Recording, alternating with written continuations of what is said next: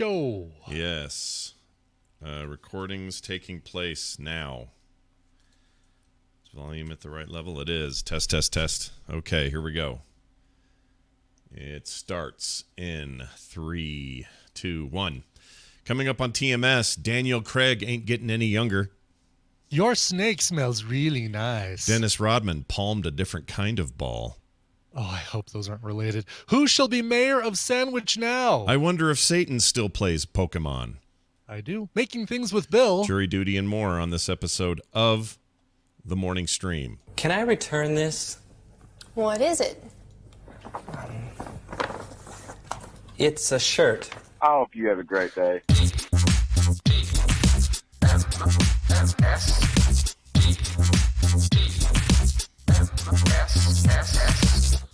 The Morning Stream with Scott and Brian and a caveman.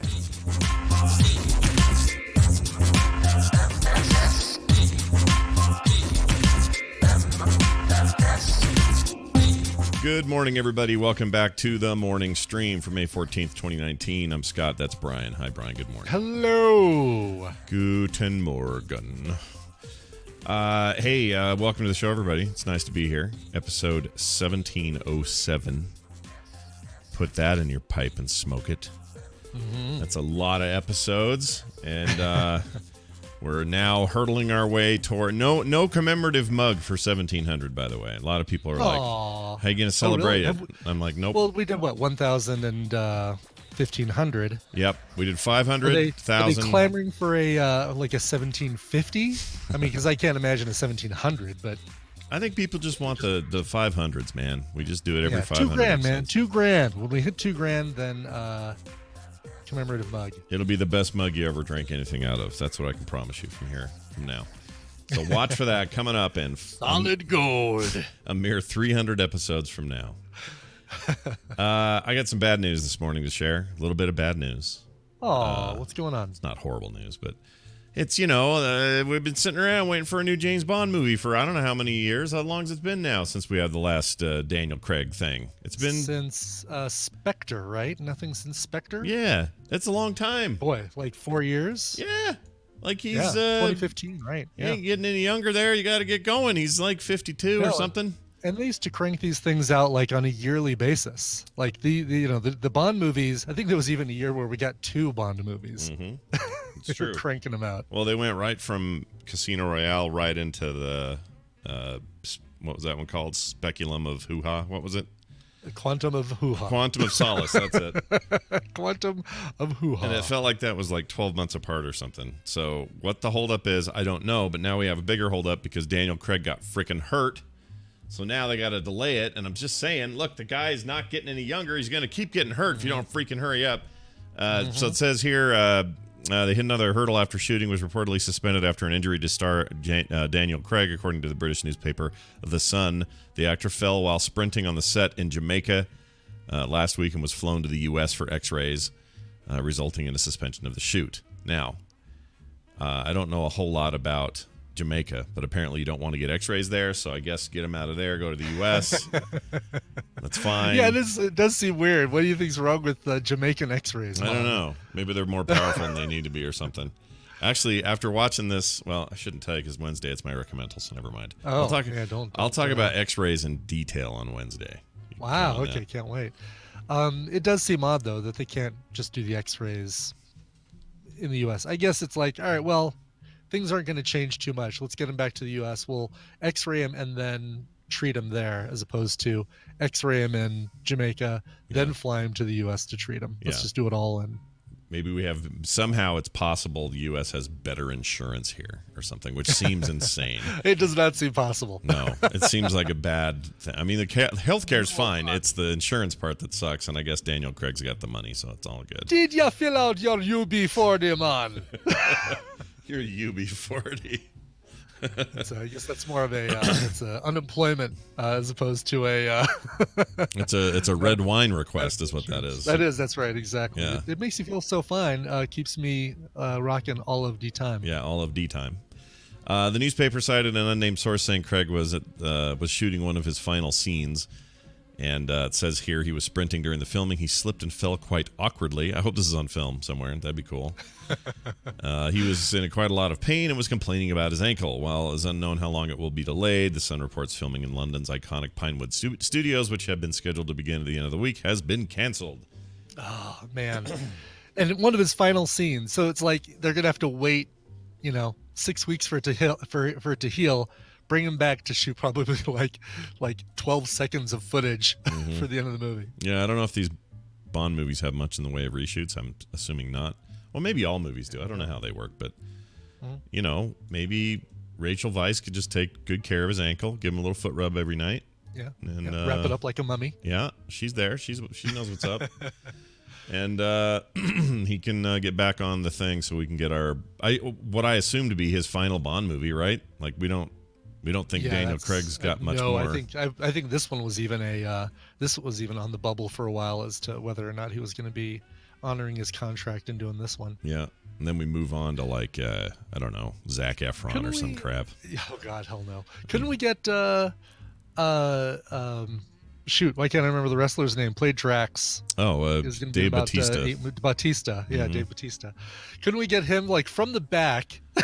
He maybe could pull off a Daniel Craig. Isn't he actually in this? Blurry.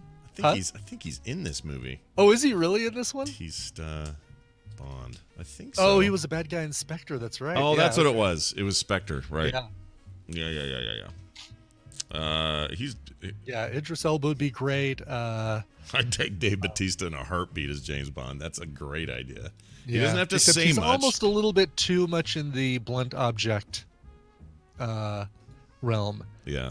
Bond didn't need to be. Bond never was in the books as clean cut as Remington Steele, as what's his face, but he was. It's funny because one of the people that fans call the worst Bond.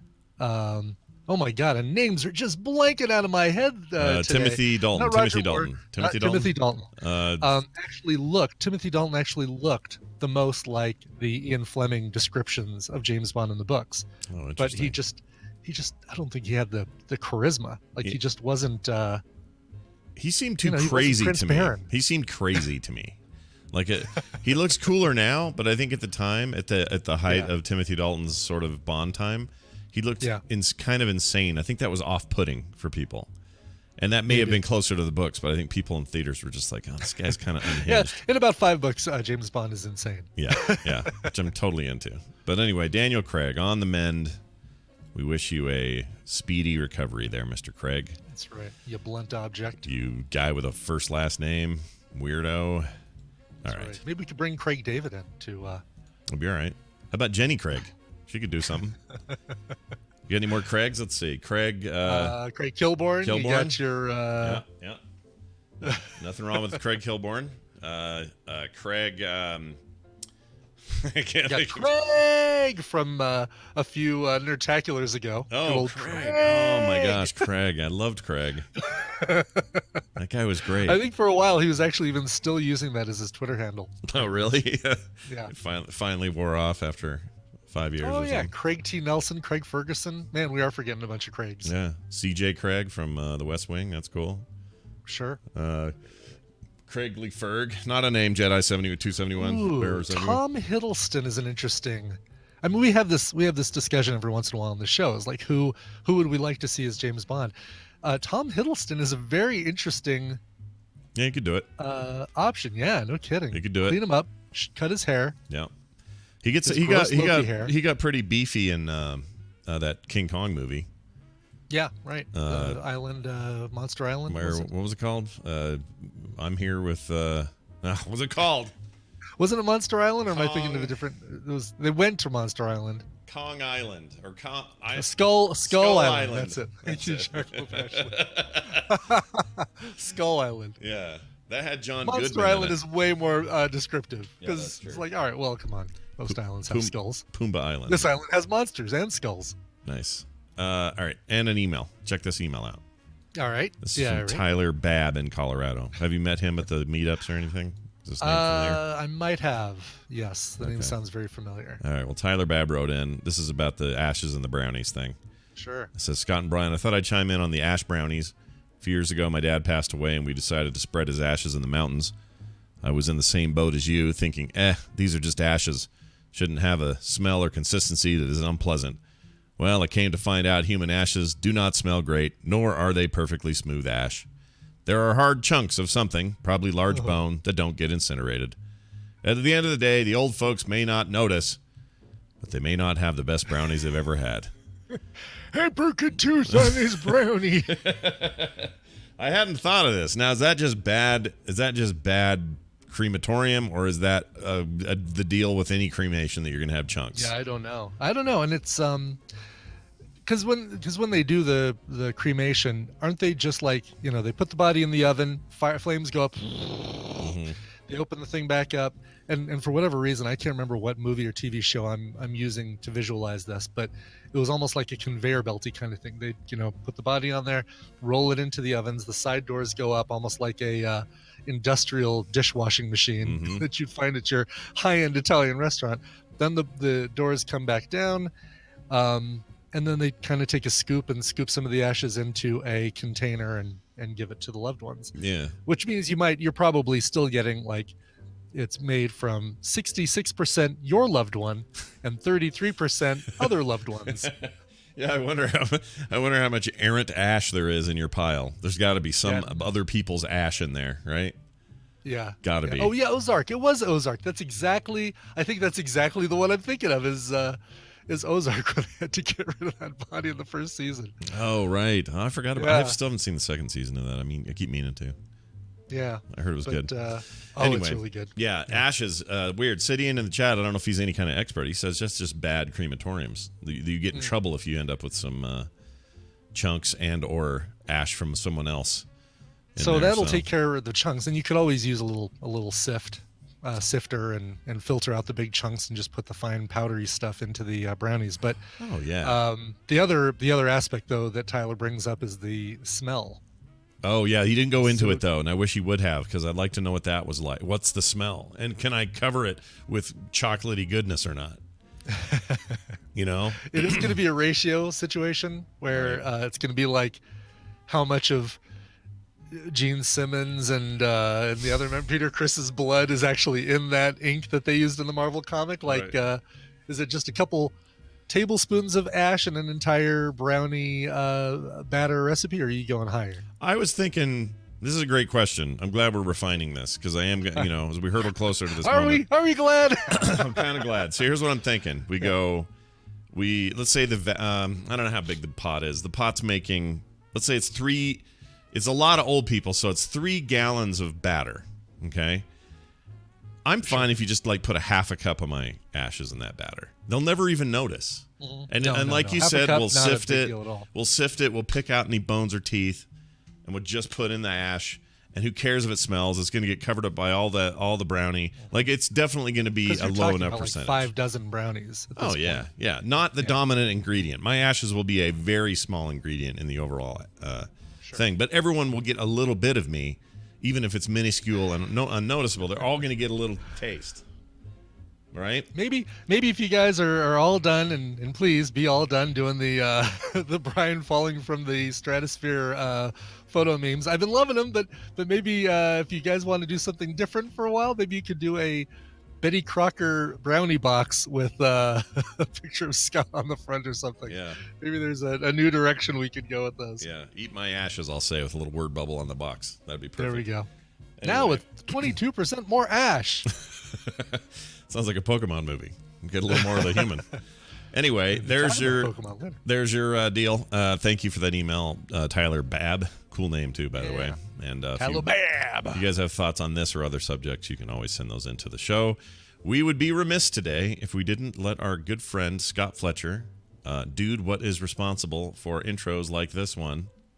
The Morning Stream with Scott and Brian and a caveman. And hundreds others. He's the voice you hear, well, not first, but he's the third voice you hear on TMS every day. And one of the last voices you hear on TMS every day. And very, very rarely live on this show. Yes. It's a very rare thing when 1% it's happened. of the time we get a live Fletcher. Like a little bit of ash in your brownies. He's in there, but you hardly notice. But he is also he's guest hosted a couple times. Did a great job with that. Yeah, And I always love hearing if I'm going to be out. He's one of the people that, number one, I have no worry about what I'm going to come back to on the first show that I'm back from. Yeah. Not just, he leaves the booth impeccably clean. As a matter of fact, usually cleaner than I leave it. Yeah. He opens a window and gets kind of the Brian smell out of here. Gets a little bit of the Fletcher smell, but but his guest spots are always some that I enjoy listening to the most. Yeah, So, he's great. So we love him. He's been part of my podcasting world for really since the beginning almost, and can't think of it without him. And it's his birthday today. not just his birthday, Scott. Well, yesterday was his birthday. Well, yeah. But not just any birthday. Yeah. Like us, the man is turning 50 this year. 50 years old. He's first. 50, He's first to go he's down. First. Exactly. I'm the baby of the group. That's right. Well, actually, technically, I guess Tom is because his is. Oh, is he turning 50 this year also? I think he turns 50 at the top of next year. So he's. Okay. He's. Wow. Why didn't we should have gotten fourth. a picture of the four of us. I know the three of us got a picture together, you, me, and Fletcher, but Yeah. we should have gotten a picture yeah. with Tom as well and did the 4-person. The 4-person 50. Yeah. Yeah. We should have. We were done with Nearly that. 200 years of people in this photograph. I see we have a few who have hit the halfway mark and are in the chat, so congratulations to them as well. But and those of you who are younger than that, don't worry. Comes real fast. You'll get there. You doing anything fun for your 50th? We got plenty of time to talk about this. I like am 2 doing a months, 4 thing. years. Kim's got something planned. It's not a surprise party because I'm adamantly opposed to those. Yeah. It's something else, and she won't tell me. But it's me and her and the kids, and Oh, nice. she won't tell me what it is. Sometime in July. I got to pick. Yeah. So, boy, this will surprise nobody. I think I've even mentioned on the show, but I'm doing we're going to Mandalay Bay in Las Vegas, getting a cabana, and gonna spend the whole day just kind of relaxing in the shade, slip into the pool when we want, just kind of relax for the entire day with crazy neighbors. Aunt and uncle are gonna be there. Chris Brown that I've talked about on this show before. Yeah, Rihanna coming just so that she can be there for Rihanna's that. coming just Okay. to get her revenge. Great, good. I think those two. I want to say those two are back together. I think it caused a bunch of controversy. that she Oh, went are back they? to 'em. I don't know. I I, think didn't. so, I hadn't yeah. heard that. Hold on, Chris Brown and Rihanna. I hope not. He's bad for her. Don't. Yeah, but those two. she shouldn't be did go. together. She did go back to him like almost immediately afterwards. Oh, you're right. Look at that. Oh no, that was in 2015. Let's see, 2015. Well, the last time TMZ has anything on them is 2015, and it So maybe that says they were under the same roof again, but with a twist. With a twist. I don't know what that means. Maybe she Yeah, I got don't to know beat the either. shit out of him. Maybe that's how that worked.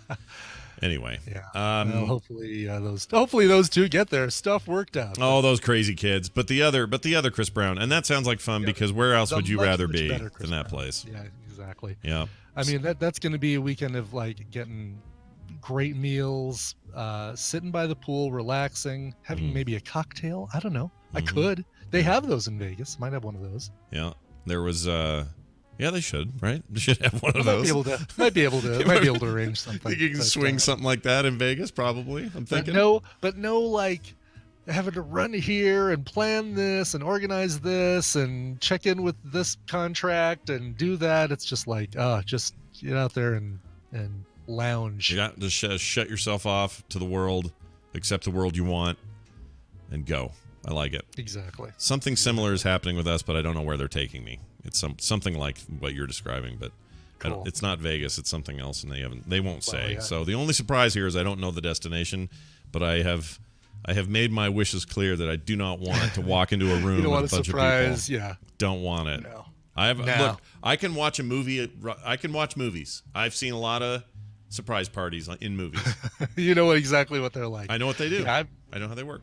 So I've never been a big surprise party person yeah, either. not interested. Eh. Not my thing at all. Anyway, Scott Fletcher, from us to you, here's this.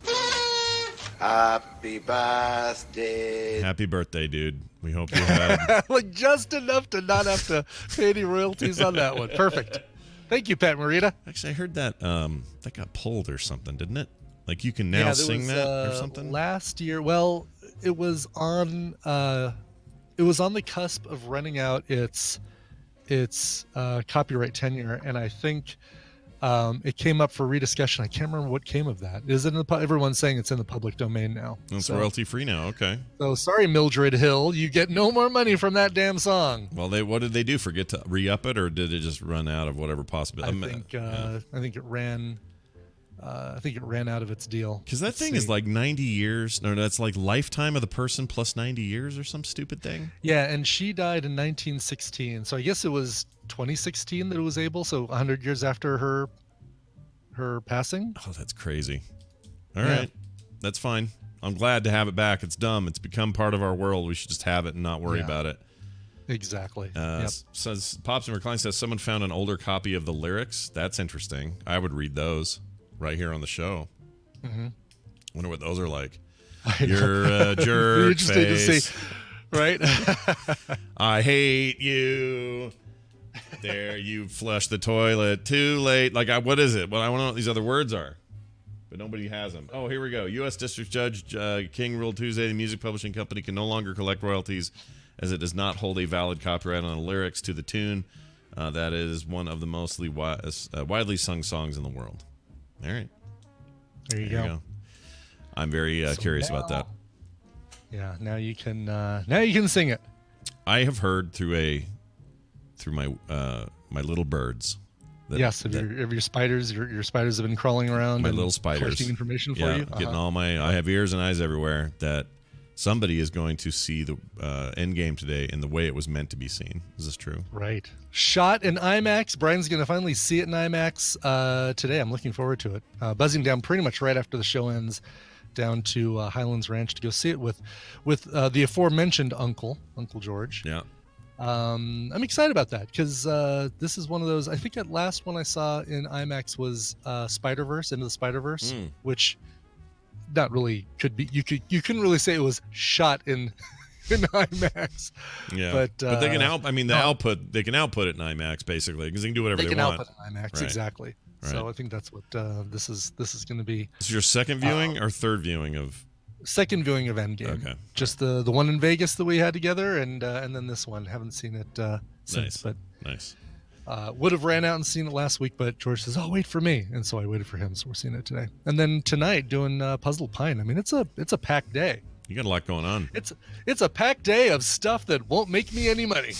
Don't you love days like that? I love days like that. Yeah, exactly. Where it feels like work, but you're not getting a dime for it. It's fantastic. I know. Yes. It's actually, in this case, you're spending money for it. Like, how much is an IMAX ticket these days? What do you got to pay? No idea, because I've got that AMC A list, which includes your regular movies, your matinees, your special engagements, your IMAX, your 3D, everything. It's all your Atmos, all you have to do is see 2 movies a month and it is paid for. 2 regular movies a month, not even IMAX. I wish we had. We just don't have very many. We have theaters, AMC theaters here, but there just aren't very many of them. We have this very dominant chain here that's like locally birthed and now it's huge. It's the car dealer, right? It used to be car dealer. Guy that owned the Jazz, the freaking millionaire dude who's famous here. He's dead now, though. Right. And I have a fun story about him. I heard him. So I used to work in an office that had the psychologist who did couples therapy for Larry H. Miller. Larry Miller, that's what it was. Yes, Larry Miller. Not the comedian Larry Miller, No. but Larry H. Miller. Not the Larry Miller that kind of looks like he could be me in 20 years. Yeah, it does. The one, I think your Slack icon is still that My guy. Slack icon is still Larry Miller. Yeah. And I love that guy. I think Veronica asked me once, "Wait, is that you?" It's the best. It's hard to tell that it's not you, but the at first tiny glance, Slack icon, it kind of looks like. at first glance, you're like, "Oh, that's totally Brian." But anyway, so not him, but this guy, and he was famous here because he started from nothing, didn't even have a high school diploma, and he created the largest regional car dealership chain in history in this part of the country.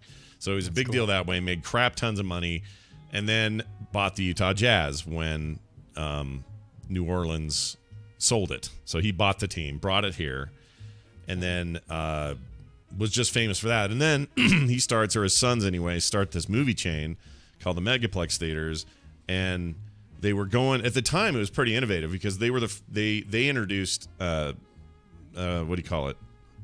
What's the seating called that we like? Oh, recliner seating? No, or just where you get to seat, where you get to reserve your seat. Thank you, reserve seating. That's cool. Reserve seating way back in like the late 90s. Yeah. I remember when you were talking about that when we were first starting to do the show, and I just couldn't believe that was an option. It's like, why can't I get that now? And now it's everywhere. Yeah, Now you get it and everywhere. it's so awesome. I mean, I don't know if it was probably inevitable, but they were early with it. So they did all that, and plus the whole bringing food to your chair and the recliners and the this and that, and like all that stuff was pretty neat. Anyway, as a result, they became very dominant here, and other theaters went away. So now we're left with all of theirs and like 2 AMC theaters and a couple of what's the other one with the cat? There's like a cat. Not Regal. No, not Regal. That's The not other a one. cat. A cat. Yeah, United it's Artists, like a tiger, a cat. He's like he dresses all fancy, like in a zoot suit looking thing. And he Fancy Cat Theaters? no. Cinemark, that's it. Oh, Cinemark really Yeah. uses a cat as their logo? Well, they did for a while. I don't know if they still do, but Okay. Huh. they exist. They're kind of around here. But the AMC thing, I think I would just do the AMC thing if there was something near here. And there's just not. Yeah. So We've got 2 that are very close, and then a third one that's kind of like right between us and the Spagnolos. And so it works out well if we want to meet them for a movie. We've only done that a couple times because they're busy. Yeah. But we've got 2 that are both within about 20 minutes, and we've done that where we've looked at it and said, oh, there's a showing of this in 20 minutes. Let's go. And we've walked in during the credits, and again, when you got reserved seats, it's not a big deal. yeah, But it's the best. it is great just to be able to like go spontaneously and say, oh, let's go see Long Shot. Let's go see Seth Rogen go for half an hour. How did 2 hours? How did humanity get away for so long not having reserved seating in films? I don't get it. I don't know. Yeah, I don't know. 'Cause To me, it's not like it's a brand new innovation. We've had it for concerts. We've had it for stage productions and plays and musicals and things like that at the fancy venues. Doesn't make any sense why we didn't have it before for movie theaters. Like everyone thinks of Jesus's birth as the dividing as the meridian of time. Sure. The meridian of time for me is before they did reserved seating and after they did it. Like it's that significant for me. It changed films for me. So anyway, so enjoy that. Let us know what it's like on the giant monster screen. Yeah, we'll do. Yeah. I'll bet it's going to be larger. Yeah. I'll bet Doctor Strange, his one finger is just going to be massive. Yeah. That's what I'm wearing today. That's my Doctor Strange. Oh, very nice. Doing his little Strange shirt. where they do the wax on, wax off thing and get a little. Right, exactly. Yeah. Apparently those shields are pretty Spinny circle useful. things. Also, Come but in handy for stuff. you know what I don't like though? Those guys are very picky about when they use their little portal to somewhere else tech. You know what We're I mean? talking about this like in Infinity War. Really would have been easy with the Black Order to say, "Oh, portal open, you go halfway through, portal close," and then the Black Order's done. Yeah, Black Order's done, or better Half yet, the Black Order's out in space. The other half is sitting here in Central Park. or you trying to get that glove, you're trying to get that gauntlet off Thanos' hand. How about you chop that hand off and send it to Siberia? Exactly. Like, yeah. are you all that stupid? That drove me crazy. Anyway, There must be rules that we don't know. The Ancient One knows the rules. yeah. And she'll draw them all out for you in her on her space whiteboard. But At the end, she's gonna go. Yeah, doing her PowerPoint, and I wanted it at the end to say thank you for coming to my TED Talk, and then blip out of there. are there any questions? All right, we've got a little time for Q&A. Any Q&A right now? Hey, Tilda Swinton, can you come on just for 5 minutes and do us a PowerPoint? That'd be great. Bagels are in the back. There's an open thing of cream cheese that's got a very hard layer of cream cheese strata on top that you'll have to cut through. But underneath that, some delicious chive and Now chive this and will onion. be on the internet after, so you need to sign this waiver. And my email address is at the bottom. Feel free to send me any questions. Thank you for coming. And the waters are free. All right. Let's do this now. This is your radio newscaster with another exclusive sensational summary of world and local events. Hey, look at that. It's the news brought to you by Brought to you by America's Next Top Podcaster. Monica's interview with Alex is now up. I know I talked about this last week, but it's finally up. And basically, she wants everybody within the sound of my voice to listen to her interview, with the exception of Scott Johnson. Whoa. So everybody hearing my voice. Wait, why? I need to know Scott why. Johnson. I have to at least know why. No, you don't need to know why. You don't need to know anything about that. Now I have to listen. Consider this the inevitable restraining order that Monica has been threatening for a while with. with I'm going to listen to it. I'm going to listen to it.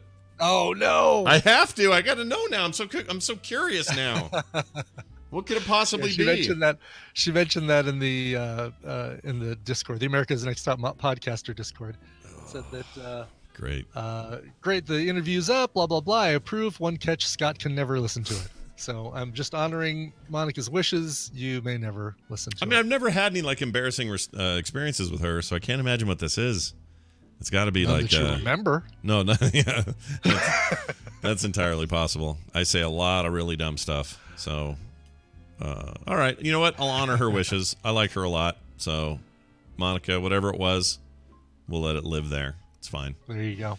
Very good. To start our stories off today, I will tell you just my brief experience with my own snake. Not a euphemism. It's an actual snake.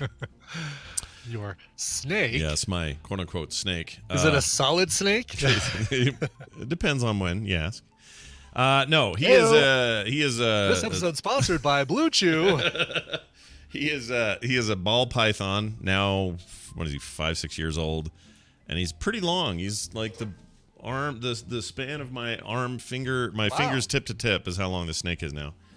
And every once in a while, how thick it is. Oh man, this is just. There is so much material here for Jamie, but I've got to ask, like, at his thickest, girthiest.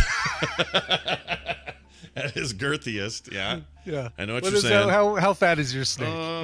Let's just pull the Band-Aid off. May as well just say it, I guess. Let's see. What is that? That's about that thick. Okay. So, let's see. All right. So about as thick the as this dust spraying can. Lower. What? Lower. Oh, because I was using it on my camera too. Sorry. See? Okay, so not like spray can. No, a little thinner than spray but a little can. thinner than that. That's not bad. Maybe like a Cheese Whiz can. Yeah. And he's eating He's eating adult rats, which is what you're supposed to do. Is you're supposed to feed him rodents that are as big as his fattest part or his girthiest. Okay. So that's how big a full size rat would be.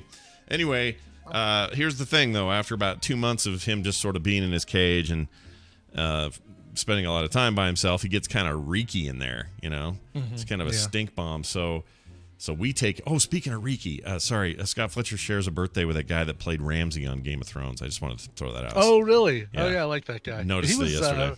Reese. He's another Reese, isn't he? Yeah, it's like Reese Gumbo, Reese Gumbo, or something like that. I don't remember. Not Reese Darby. Is it Reese Darby? No, that's. Ewan. That's not it. Hold on. Oh, he's a Ewan. Oh, am I thinking of? Do I have a totally wrong name? Ewan Oh, Rian. Ewan Rion. That's right. Yes. The guy with the most Game of Thrones name who doesn't have that name in the Game of No Thrones. kidding. Yeah. Why couldn't they just? Why did they have to change his name to Ramsay Bolton? Couldn't they just keep him Ewan Rion? Ewan Rian. Ewan Rion. Anyway, that guy turned like 33 and. Great on Misfits, by the way. Yeah, he was. Did you know he's in The Dirt? No. That Motley Crue thing on Netflix. Who does he play? I don't know. Let's find out. Tell me he's one of Nikki Sixx. Kind of want him to be, right? Don't we? Isn't that exactly what we want? Smoking in the boys' room. He's probably some British band kid. Mick Mars. Mick Mars, really? Mick Mars. Yes. Oh, I'm gonna have to watch it now. Machine Gun Kelly's Tommy Lee Douglas Booth is playing Nikki Sixx. Yeah. Daniel Weber is Vince Neil, and Pete Davidson from Saturday Night Live is Tom Zelaut. Wow, that's fantastic. I haven't seen that at all, so I have no reference for. I kind of want to. I kind of want to watch it, but I'm worried it's just terrible. Like it's just they even Big T 2000 says it's hot garbage. I mean, is it just? Really? Is it just Like, what am I going to get out of it? Am I going to get a cool origin story for this band, or is it just like, check out how debaucherous we were? Here we are in the hotel room having sex with a 90-year-old homeless lady we found, or like, what is it? I want to know. I don't know. I'm curious too. Anthony Cavallero plays Ozzy Osbourne. What? I can't. Now I have to see it again. We know him from, he was one of the kids in the School of Rock. Or I guess he was maybe not one of the kids, but he was in the School of Rock. Well, Yeah. this reminds me of, because I just saw Bohemian Rhapsody. The Deacon was the kid from Jurassic Park, so I'm all in on these kids doing this stuff. It's great. Yeah. Oh, this should be Snorting ants and licking piss. I remember the Snorting Ants. Jeez. That was a whole Motley Crue and Ozzy. It was long rumored that was just an urban legend of touring, the two of them touring together, that they got so bored one night that they snorted a line of ants. But I'd never heard about the licking pee. I can't even imagine what would have to possess me to do either of those two things. But snorting ants in particular. The ants aren't dead. They can be crawling around in your freaking nasal passages. Yeah. Oh my gosh. That's awful. Yeah. Well, there's so much cocaine that'll kill them. They're just basically going after the cocaine. That's true. The I cocaine guess will get it. somebody will watch it and we'll figure out the whole story about the snorting ants and licking pee. Yeah. Well, what was my whole point? Oh! I went off on a tangent about Ramsey Bolton. Snake, yeah. My snake, I'll take him out once in a while out of the cage, and I will take him upstairs and I wash him with pet shampoo. And I read this tip on some site that said this was okay to do with your snake. Not a toxic. It's this stuff that doesn't hurt their eyes. It's like super mild. Anyway, I'll just wash the snake with it and he'll smell lovely. Well, this is something happened here that made me wonder if maybe I'm not doing it right. And here it is. A snake turned up in a washing machine, smelling like Downy. Like Downy. It says an escaped pet snake apparently slithered into a suburban Chicago family's washing machine, ended up smelling like the fabric softener Downy after going through the wash. Sanella Kaminchik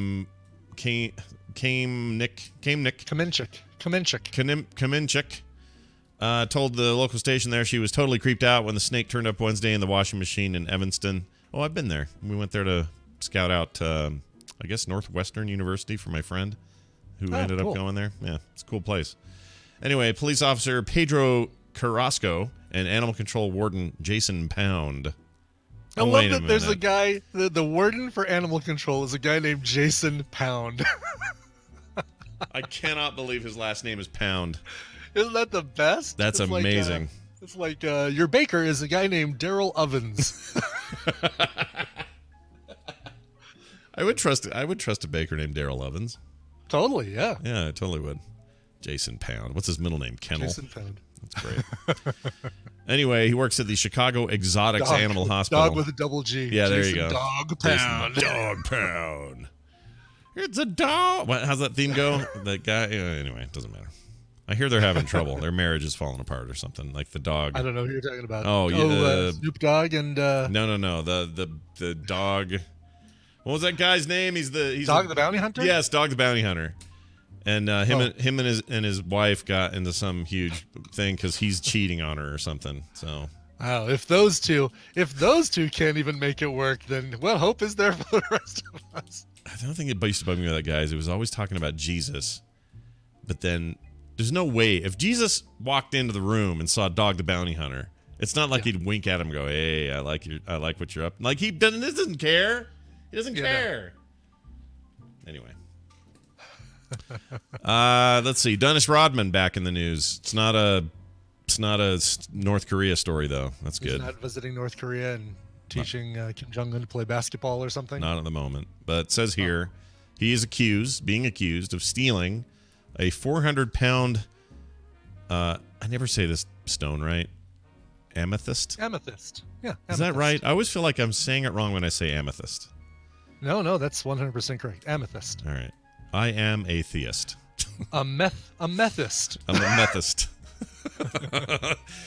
Anyway, an amethyst crystal from some yoga studio. Why you'd have that there, I don't know. But the owner of the Southern California yoga studio is accusing Dennis Rodman of helping 3 people steal more than $3,500 in merchandise from his business. Wow. Ali Shah says security cameras capture the former NBA star walking into Vibes Hot Yoga in Newport Beach on Tuesday. He was there with his alleged accomplices. Shah said the four worked together to distract the employees so they could steal clothes and a 400-pound amethyst crystal from the front desk. Shah said, How big is that? A 400-pound crystal from that's got to be bigger than the desk, right? 400 pounds is, I mean, it depends on how dense it is, I guess. But crystal, yeah, that's that must be huge. Must be enormous. And how is it on just a desk? Anyway, Shaw and Rodman returned Wednesday and tried to distract a different employee while a female companion grabbed clothes that were on display. They're investigating the matter. No one's been arrested. TMZ says the owner offered him the clothes as gifts in exchange for moving the crystal. That's what Rodman says. Yeah, I'm really hoping. I looked at the website. I was really hoping to see what the crystal looked like. There is a photo of Rodman walking in. If you follow that to the LA Times article, then you can actually see the internal photo of Vibes Hot Yoga with Rodman in the background. And you can see what I'm assuming is the front desk, but I don't see anything that looks like it could be a 400-pound amethyst on there. You're right. There he is. Yeah, with his I don't blue sweatpants. I feel like it's a typo. 400 pounds?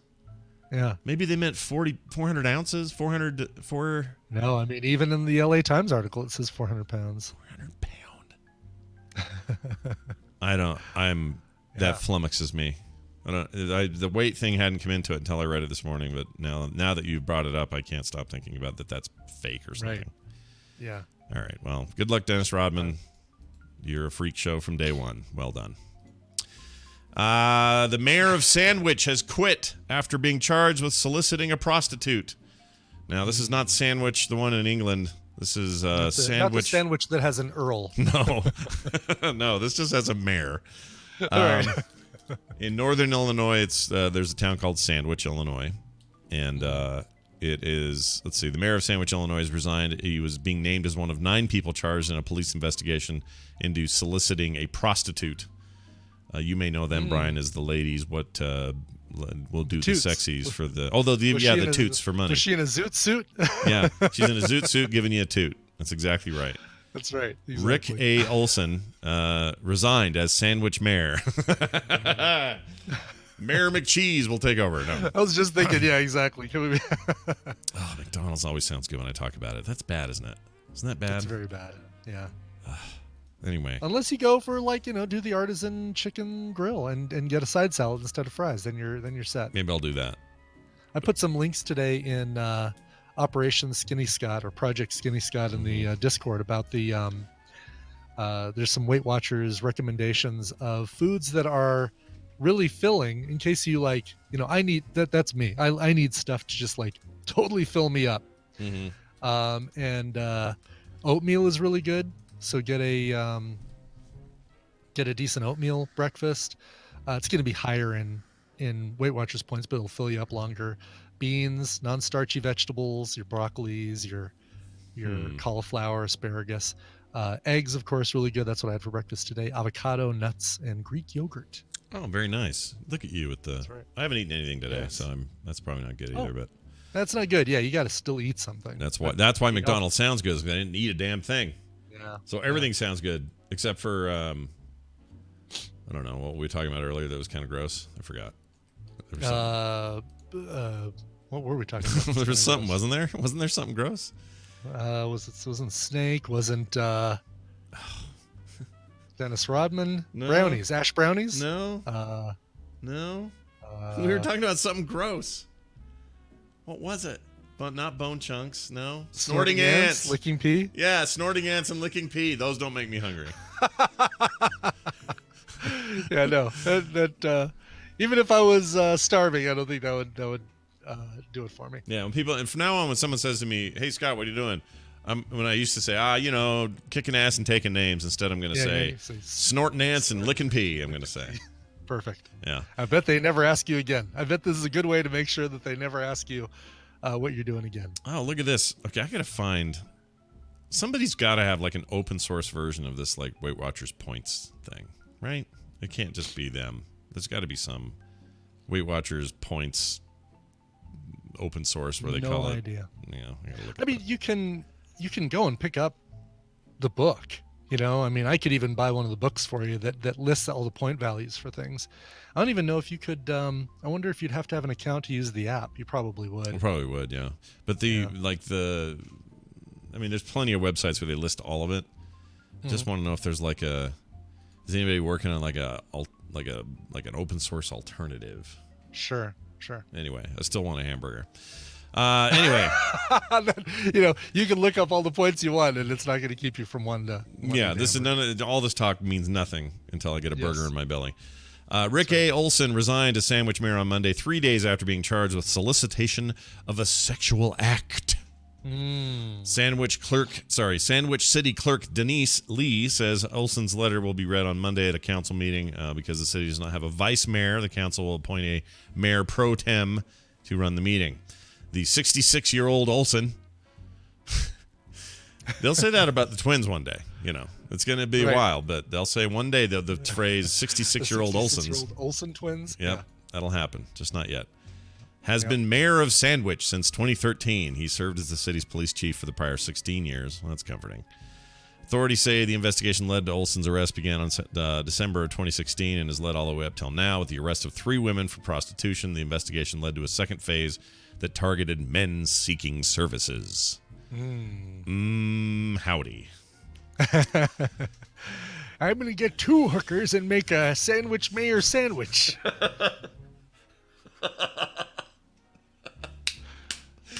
That's perfect.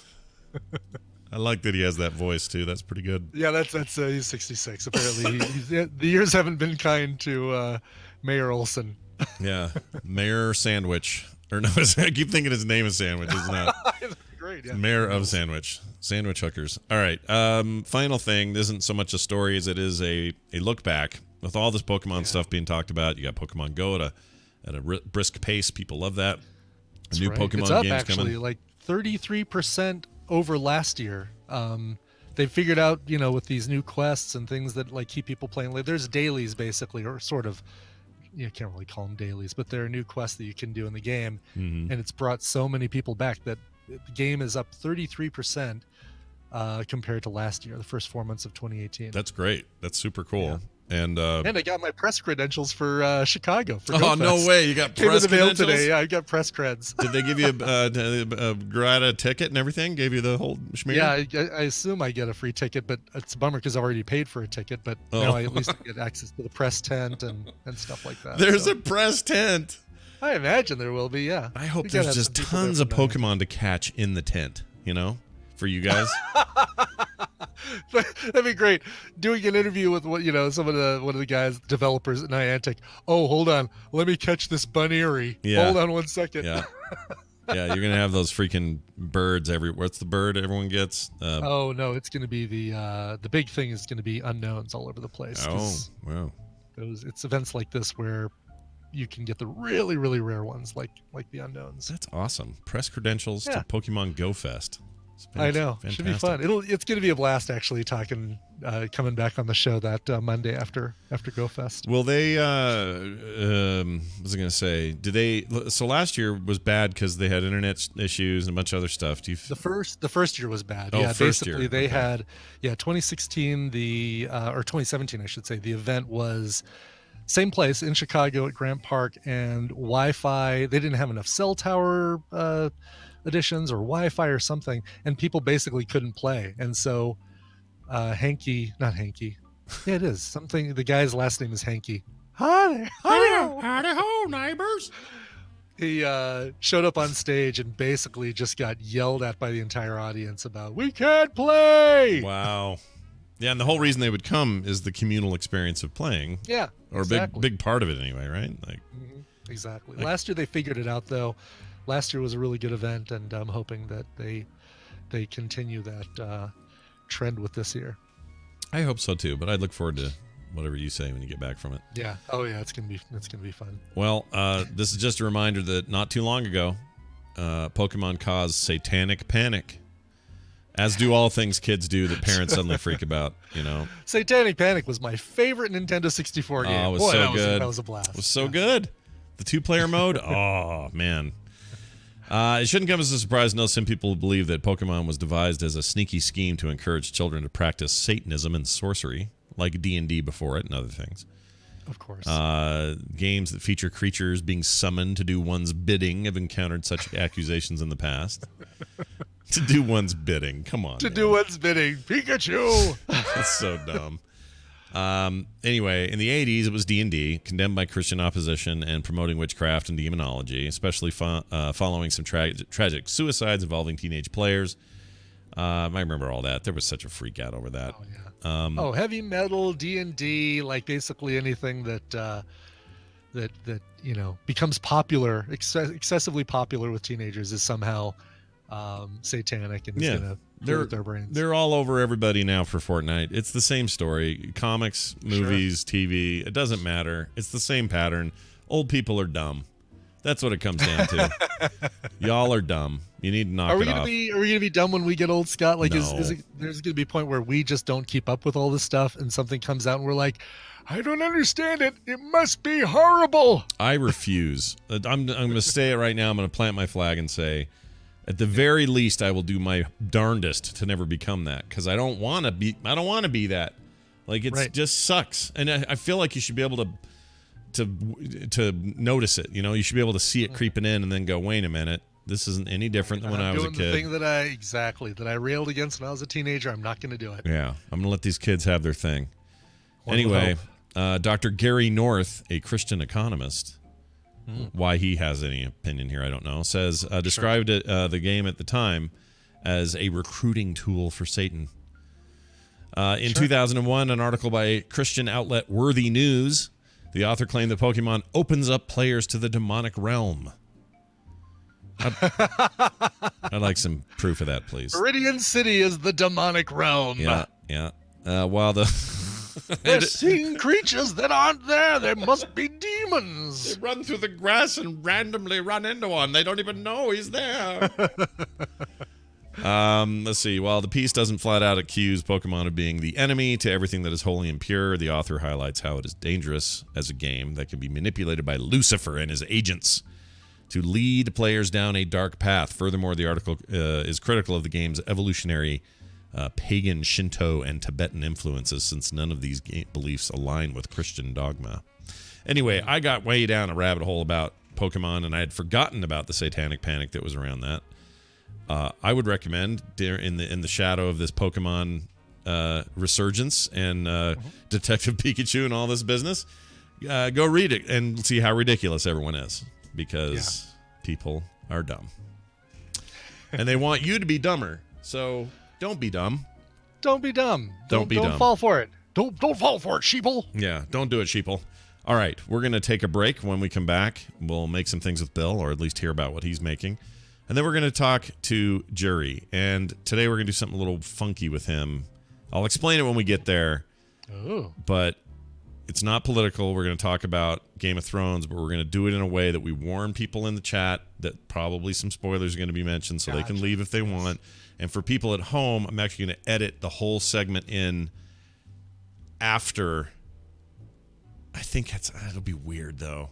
Well, you know what? We'll just warn it. We'll just warn it, and then maybe in post I'll say, well, here's where the song starts, so you can jump ahead if you want to skip it. There you go. Oh, that's smart. Because I don't want people to miss the song because they are. No, not today's anyway. It's a good one today, too. Right. So I'll figure it out. So we I think we are going to be spoilery today. I'm warning everybody now after the song, so get ready. I was hoping that funk was going to be involved. So. Funk is always involved. Because you said it was going to be funky, and I was like really hoping. Only Uptown Funk allowed, though. Okay, good. Yeah. Good. Let's do a song, though, before we do any of that. The breaker of chains going to bring it to you. The breaker of chains going to bring it to you. All right. Hey, let's go to L.A. for this one. The L.A. band called Gems, Jems. Their brand new album, their self-titled debut album, is coming out Friday. And this is really good if you like, as I do, if you like the band Haim, but maybe you even want more of a bluegrassy sound to Haim. So I think if you're a fan of like some of the women of bluegrass, like the "Oh Brother, Where Art Thou" kind of stuff, I do love that. yeah, then you might also totally dig this. The brand new album again is going to be called Gems, Jems. This is the song Clay from the new album. Here are Gems. All right, we'll be right back. Stay tuned. Look around. Turn the dump upside down if you want to. I won't squawk if you got a search warrant. Has anyone seen Agent Penis?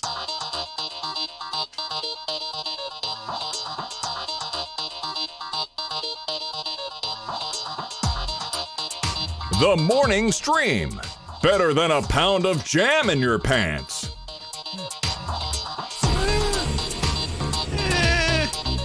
I kind of can we test that theory? Because I kind of want to. Yeah, pound. Let's That's see. basically it's like basically what I do before I go on a bike ride. Hold on, I'm trying to think. See if I have something. A that weighs pound of jam. Do I have anything that's a pound? Let's see. These are a pound. Yeah, I could go either way. Pound of jam in your pants or TMS. It's fine. Either one's fine. All right. Yes, chat room. I am trolling the troll in the chat room right now. There's a little bit of a troller out there. Let's get to it here. Oh man, I don't have this ready. Let's see. Punishedprops.com. Oh. Get Bill in here. He's the second Bill I've talked to this week.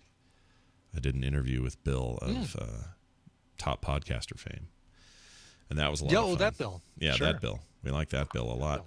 We And do, but we like all our bills. yeah, we like every bill we have except the ones I have to pay. And here is his thing. But Bill just isn't thinking about danger. Well, sometimes he does. It's Bill Duran, everybody, all the way from punishedprops.com in somewhere near Seattle, Washington. Hello, Bill. Hey, I just realized that it's actually sunny outside in Seattle, so if I don't put my head in front of the window, the camera thinks. Oh, it gets a should little be really darker. dark. Yeah, that's cool.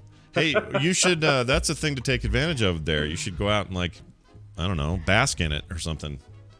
No, Yeah, it's funny I'm when you gonna- move your head. When your head blocks the window, then we can see it. And then I'm gonna do it like this though, like I'm being interviewed. If you could distort my voice, that'd be great.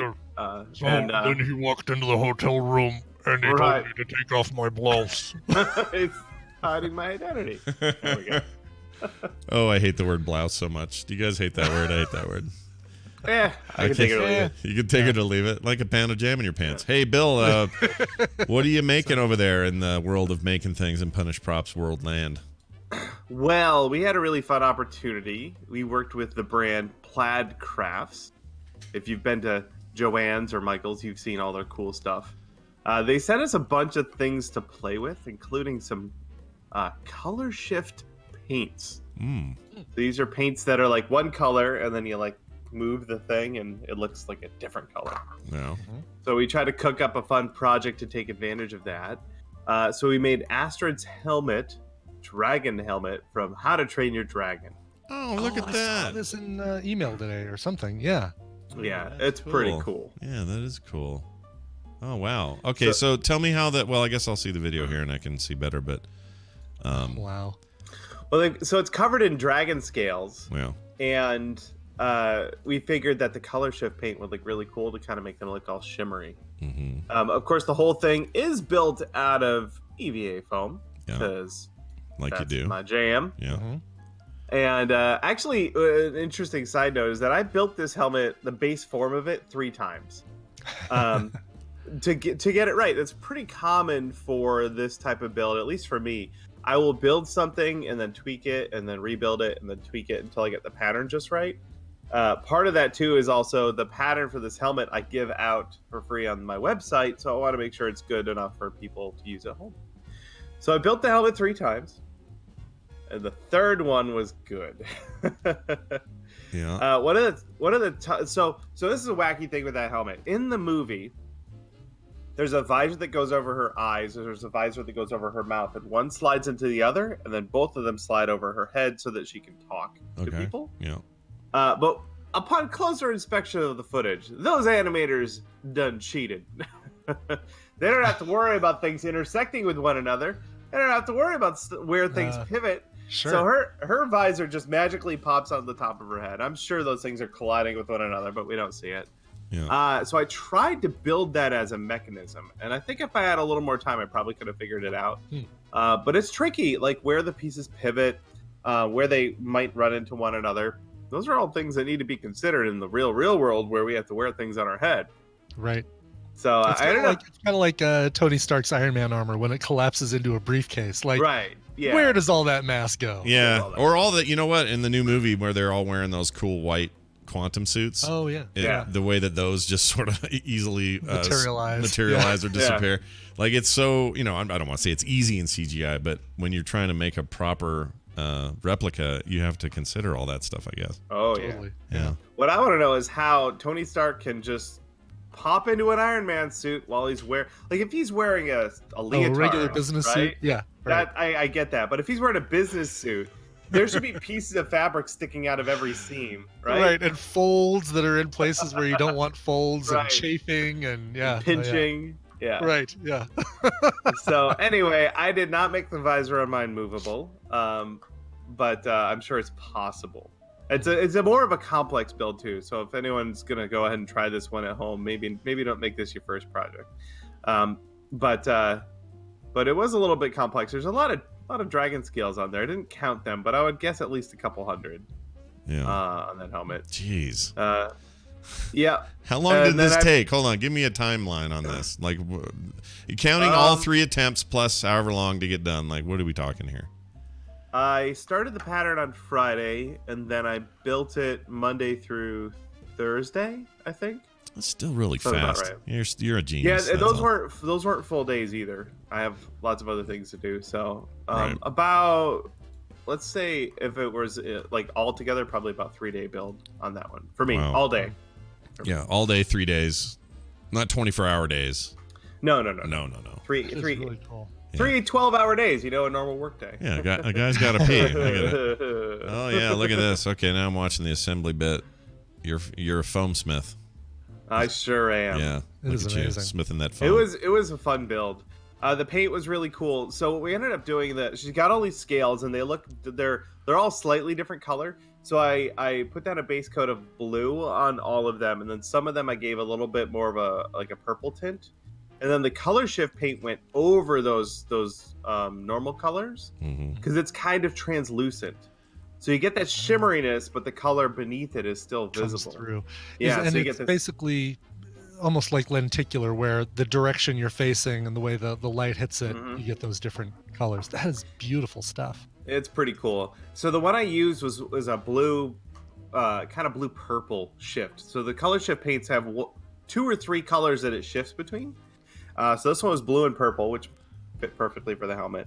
And what's cool is when you rotate it and the light hits it, the highlights are purple. It's really, really cool. How did you know this was going to fit your head? Did you measure that? When I started the template, I did a very rough 3D model of it, and I have a scan of my body, a 3D scan. Yeah. So I plunked my head into Blender, Yeah. and I modeled a helmet around it, and it fit. That's great. That's what you do, kid. You put your head in a blender, and you got it. Yeah. I would think at this point you just can eyeball it and say, yeah, that's about as big as my head is. Yeah, it'll probably That's fit. about the Yeah. So- But having a digital copy of your head, I also have a life cast of me. Well, not me, no, of my twin brother. Uh-huh. I've never actually put all the goo on my face. Right. But if you have a twin brother, hey. Well I done. love It's a good that. way to- That's a to do great it, yeah. idea. I mean, So I have he's your twin. You may as well do it. I know, right? Yeah. So I have a digital copy of my head, and I also have a physical copy of very similar approximation to my head, which is really handy because once I started building the helmet, I could plunk it down on my head and work on it, and know it would fit without having to cram it on my face with paint and glue on it. I'm watching a part of this where you're having to change the trim, and it's making me sad to watch you remove all that work you just did. Oh, I did. Yeah, I goofed up a little bit. I had to tweak some stuff there. Yep. Yeah. Don't worry. Part of I the- was sad too. Part of the process, right? This is this is what you do. The law of threes alive and well in Bill's world. Oh yeah. Well, this looks really cool. Tell me about the paint and the effect of the paint. Like, why is that stuff cool? Like, why did you decide you wanted to use that paint in the first place? Since we were working with Plaid, they're like, "Hey, what do you want us to send you?" So I said, "What do you have?" And they sent me a catalog with like 5,000 things in it. So I went through it all, and I was like, color shift paint yeah, I want to try that. Yeah. And it's brushable. I've heard people say they could airbrush it too. You gotta thin it a little bit, but you can airbrush it. So I want to kind of try that. But really, I was just kind of inspired by the products that we had available that I didn't know were available. So I got to experiment a little bit. That's cool. And if you took this thing out in the sunlight, would it behave? I mean, would it look different? Yeah, the more light on it. So basically, the color shift wherever the light is, wherever the highlights are shining on the thing you painted is where you're going to see that color shift.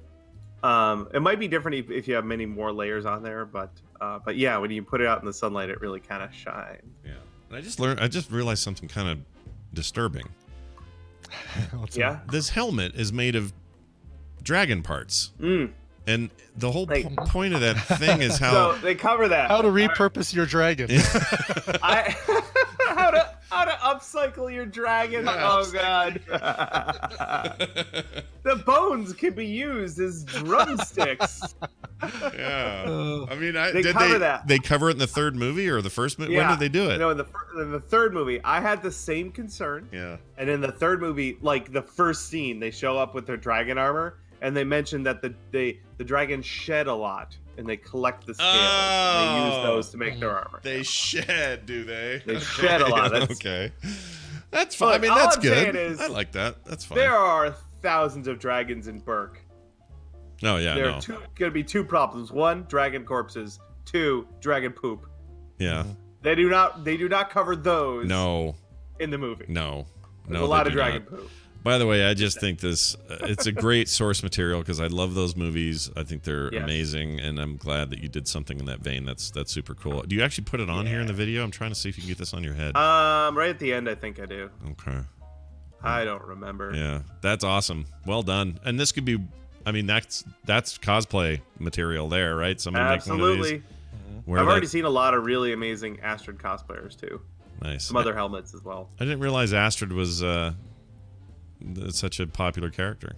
I guess so. Clearly. Oh yeah, there you are. You look like a lizard man from D&D. All right. Well, that's awesome as always. You guys can check out that build and its finality over there at punishedprops.com, and of course the YouTube channel. I've been showing video clips from here on the live stream. If you're at home and listening to this and want to check it out, punishedprops.com. All right, Bill, you always leave us a little something extra. What do you got? Sure do. You got a link to a YouTube video, and it's my buddy Adam and Marcus over at Rooster Teeth. They have their Master and Apprentice show. Last month, they did a new episode making a giant sword from Devil May Cry. Wow. Devil Sword Dante, I think it's called. So if you look that up on the old YouTube machine, you'll find it. I just got a code for that game. I'm going to check it out. I assume it's a giant, ridiculously giant Japanese sword. It's got it totally is. Yeah, with teeth. Yeah, it is gigantic. Wow, that's fantastic. All right. So, a really fun build. They go over a lot of really, really great techniques, a lot of molding and casting to make some of those parts. Lighting and sculpting, 3D printing. Like, they do everything on this build, and it looks so cool. Oh, it's enormous. It is really gigantic. Apparently, it weighs almost 40 pounds. Wow. Which is too heavy. That's crazy. Well, that's why when I play those games, I always think that. Like, I was playing a little bit of Monster Hunter World, and every sword, actually that game made me think of you immediately, but every sword in that game is bigger than it's bigger than three people the size of one guy who's carrying it. It would take three people to be as big as the damn thing. Like, I don't know how. Japan's into it, man. They're like, you know what? No limits. Let's make your sword weigh more than your car. They've got lighting and stuff in there. Oh, this is so cool. Yeah, wow. that's pretty rad. That's really rad. Oh, look at the effects they did on it. With the smoke at the end. Oh.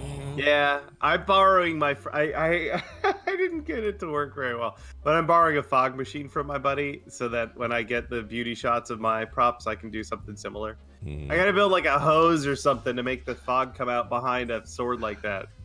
You call them beauty shots? I like that. Beauty shots. Beauty shots. Beauty shots. Sure. All right. glamour shots for your Glamour builds. You know, when you're taking a photo of the prop and it's not wearing very much. Yeah. Right.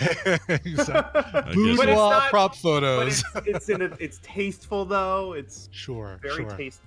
Yeah, Of course. My daughter keeps getting hired to do those. To do, like old high school friends of hers will call, always a girl.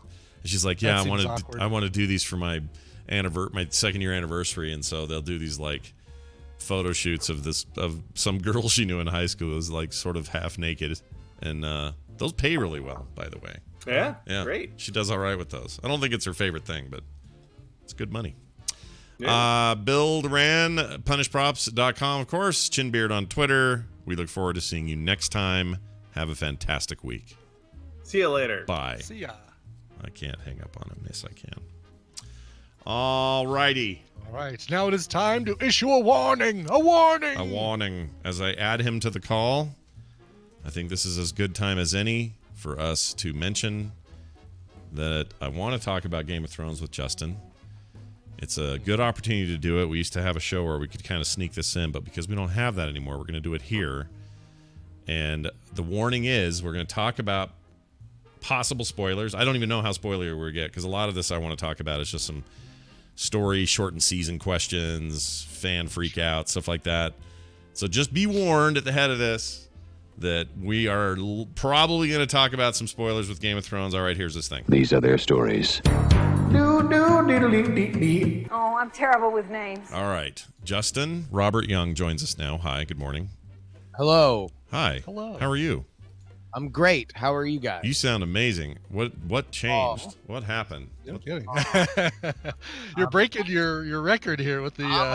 I'm always here. Yeah. You know, whether or not the fine Discord gods smile upon us. It's nice. All right, so the chat room is screaming for that old Game of Thrones theme thing we used to play. I just don't have it, guys. Oh my God! I don't know where that file You is. had one job. I'm sure that there's a hard drive in my house somewhere where. Okay, let me see if I can find it. So I've got. I told you. I literally warned you before the stream started when we were talking about whether or not we were going to talk about Game of Thrones. I said, "You better find that old theme," and you said, "I don't know if I have it." And I said, "Welcome. Prepare yourself for a riot if it doesn't show up." Yeah. Just no. People have an unreasonable love for that theme. I know. I don't actually. I really don't understand it. But I'm. Let me do a quick full search for it here, because this is probably worth doing if we can find it. Thrones. Here And we this go. will be the last time that we talk about a new episode of Game of Thrones because I'm out of the country. Yeah, which is the other reason I want to do it because you're leaving town. Yeah. Yeah, I just freaking don't have it. Let's see. Let me try one more thing. It was an MP3, right? I think so. How the hell would I know? I don't know. I don't know how I lost it, and I'm annoyed that I did because it's classic now. Well, at least some people think it is. I just don't freaking have it, you guys. Here, what's this? Other option was no, that's not it. How about this? No, that's the Game of Thrones theme in a jazz format. How about one final test? No, that's just another song. I just don't have it. I don't have it. Yeah, because would it be on a Hotline Monday or Unfriend Me folder board or anything? I like checked that? those That's that what- not there. I checked I've checked my entire array of drives that I have currently running. The only thing I can think of is right around the time we stopped using it, I did change some drives out, and it's probably on some old drive somewhere. Oh no! I don't know. Or maybe I deleted it in a huff because I hate it so much or something. I don't know. You did hate it, which was kind of the funny part. Like that's what people love so much is that you hated it and they loved it. Yeah. It was a push and pull, a tug of war. You're not wrong. Oh wait, here's Unfriend Me. Let me just double check something. Yeah, it's just not freaking here. What's this? Oh, that's our old thing. Hey, Scott. No, it's not there. I gave it a college try. You scraped the bottom of the hard drive and came up with nothing. That's fine, folks. Don't worry. The point I'm sure if is, there's anything about this season of Game of Thrones is that everybody's going to be very reasonable. yes. And if I'm, you know what I should have done is I should have emailed Jamie and said, "Hey, dude, you probably have this somewhere, right?" And he probably has it. Anyway, we'll find it. Here's the important thing. We've given you plenty of time now to scuttle out of here for spoilers. In the final edit, I'll put some sort of note about when the song starts because I don't want people to miss today's song. So if you're like, I'm out, I haven't seen any Game of Thrones and I don't want spoilers, now's your time to be fully out because we're probably going to talk about some. And again, this isn't about just talking about spoilers. I just think they're going to come up in the discussion. So, Justin, new season, shortened, 6 episodes, a lot like last season. One of the, if I remember right, one of your complaints about last season that it was you felt like it was a little bit rushed, a little bit thrown together, a lot of teleporting and. Well, yeah, the teleporting is one issue, but also like just how it seems like story, like Yeah, slow burn is over. Story. They did 6 seasons of just a nice slow burn, and then 7 and 8 were just like just rapid fire. Yeah. Partly because they were short, but. Also, when they were out of book, I don't know. I mean, there's just kind of a general sense that things are moving way too fast, and I will be the first to agree that it is really moving too fast. However, I'm really enjoying it anyway. Like, I'm all in, and I don't think a lot of the complaints about certain character arcs and stuff hold that much water because I think they're consistent with their characters overall. They're just now going very fast. It's like suddenly the podcast is at 2.0 speed instead of normal speed. So someone's playing Game of Thrones at 2x now. So and that's what makes it feel like some of these character changes are happening quickly because of how shortened stuff is. Go ahead, Jerry. Yeah, so allegedly at the point that we were at the event horizon between book material and stuff that is as yet unpublished by one George R.R. Martin, there was a little meeting that they all had in Santa Fe with Benioff and Weiss, or D&D, as what? the internet likes to refer to them. Wow. All right. And basically he gave up the goods on like, all right, well, here's where I'm going with this. Here's where that ends. Here's where this ends. Here's who sits on the Iron Throne. Here's what happens with the White Walkers, blah, blah, blah. Right. What I kind of feel has happened last season and this season, the more I think about it, is that, number one,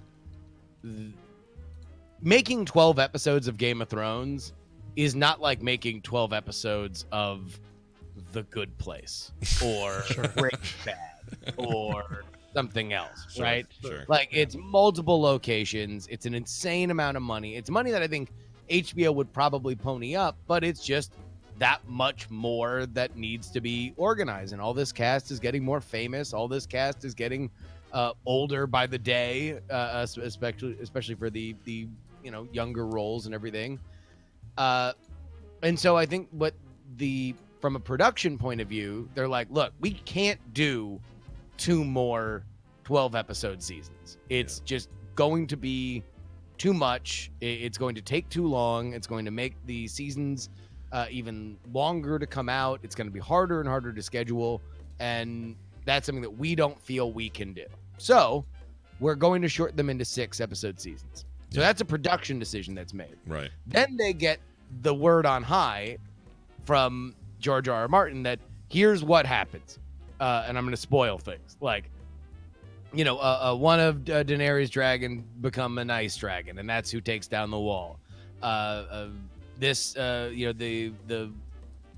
threat of the undead is nullified because the Ice King doesn't really, or Night King doesn't really exist in the books as of yet. But that ends at Winterfell, and Arya's the person to deal the decisive blow. And Jaime and Cersei die in the crumbling of the Red Keep, and the Hound pushes the mountain out and they both die in fire.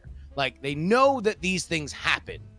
They know that these are moments they need to get to, but they've also just decided that there's only 12 episodes left to get all these moments in.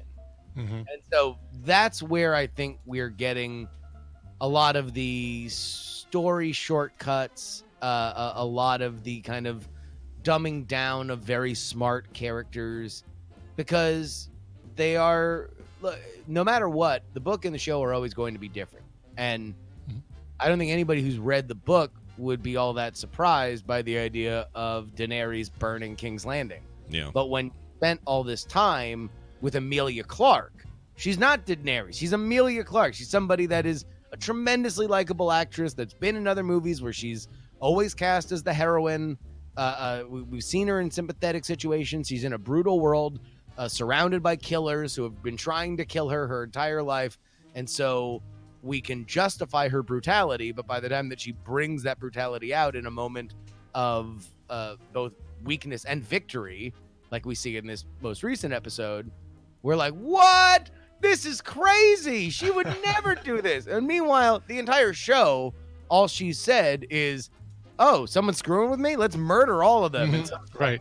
I do believe that you Did I mention him taking the throne by any means necessary? I'm taking the throne. Yeah, By the but way, through fire, she even said through fire and blood in her first season.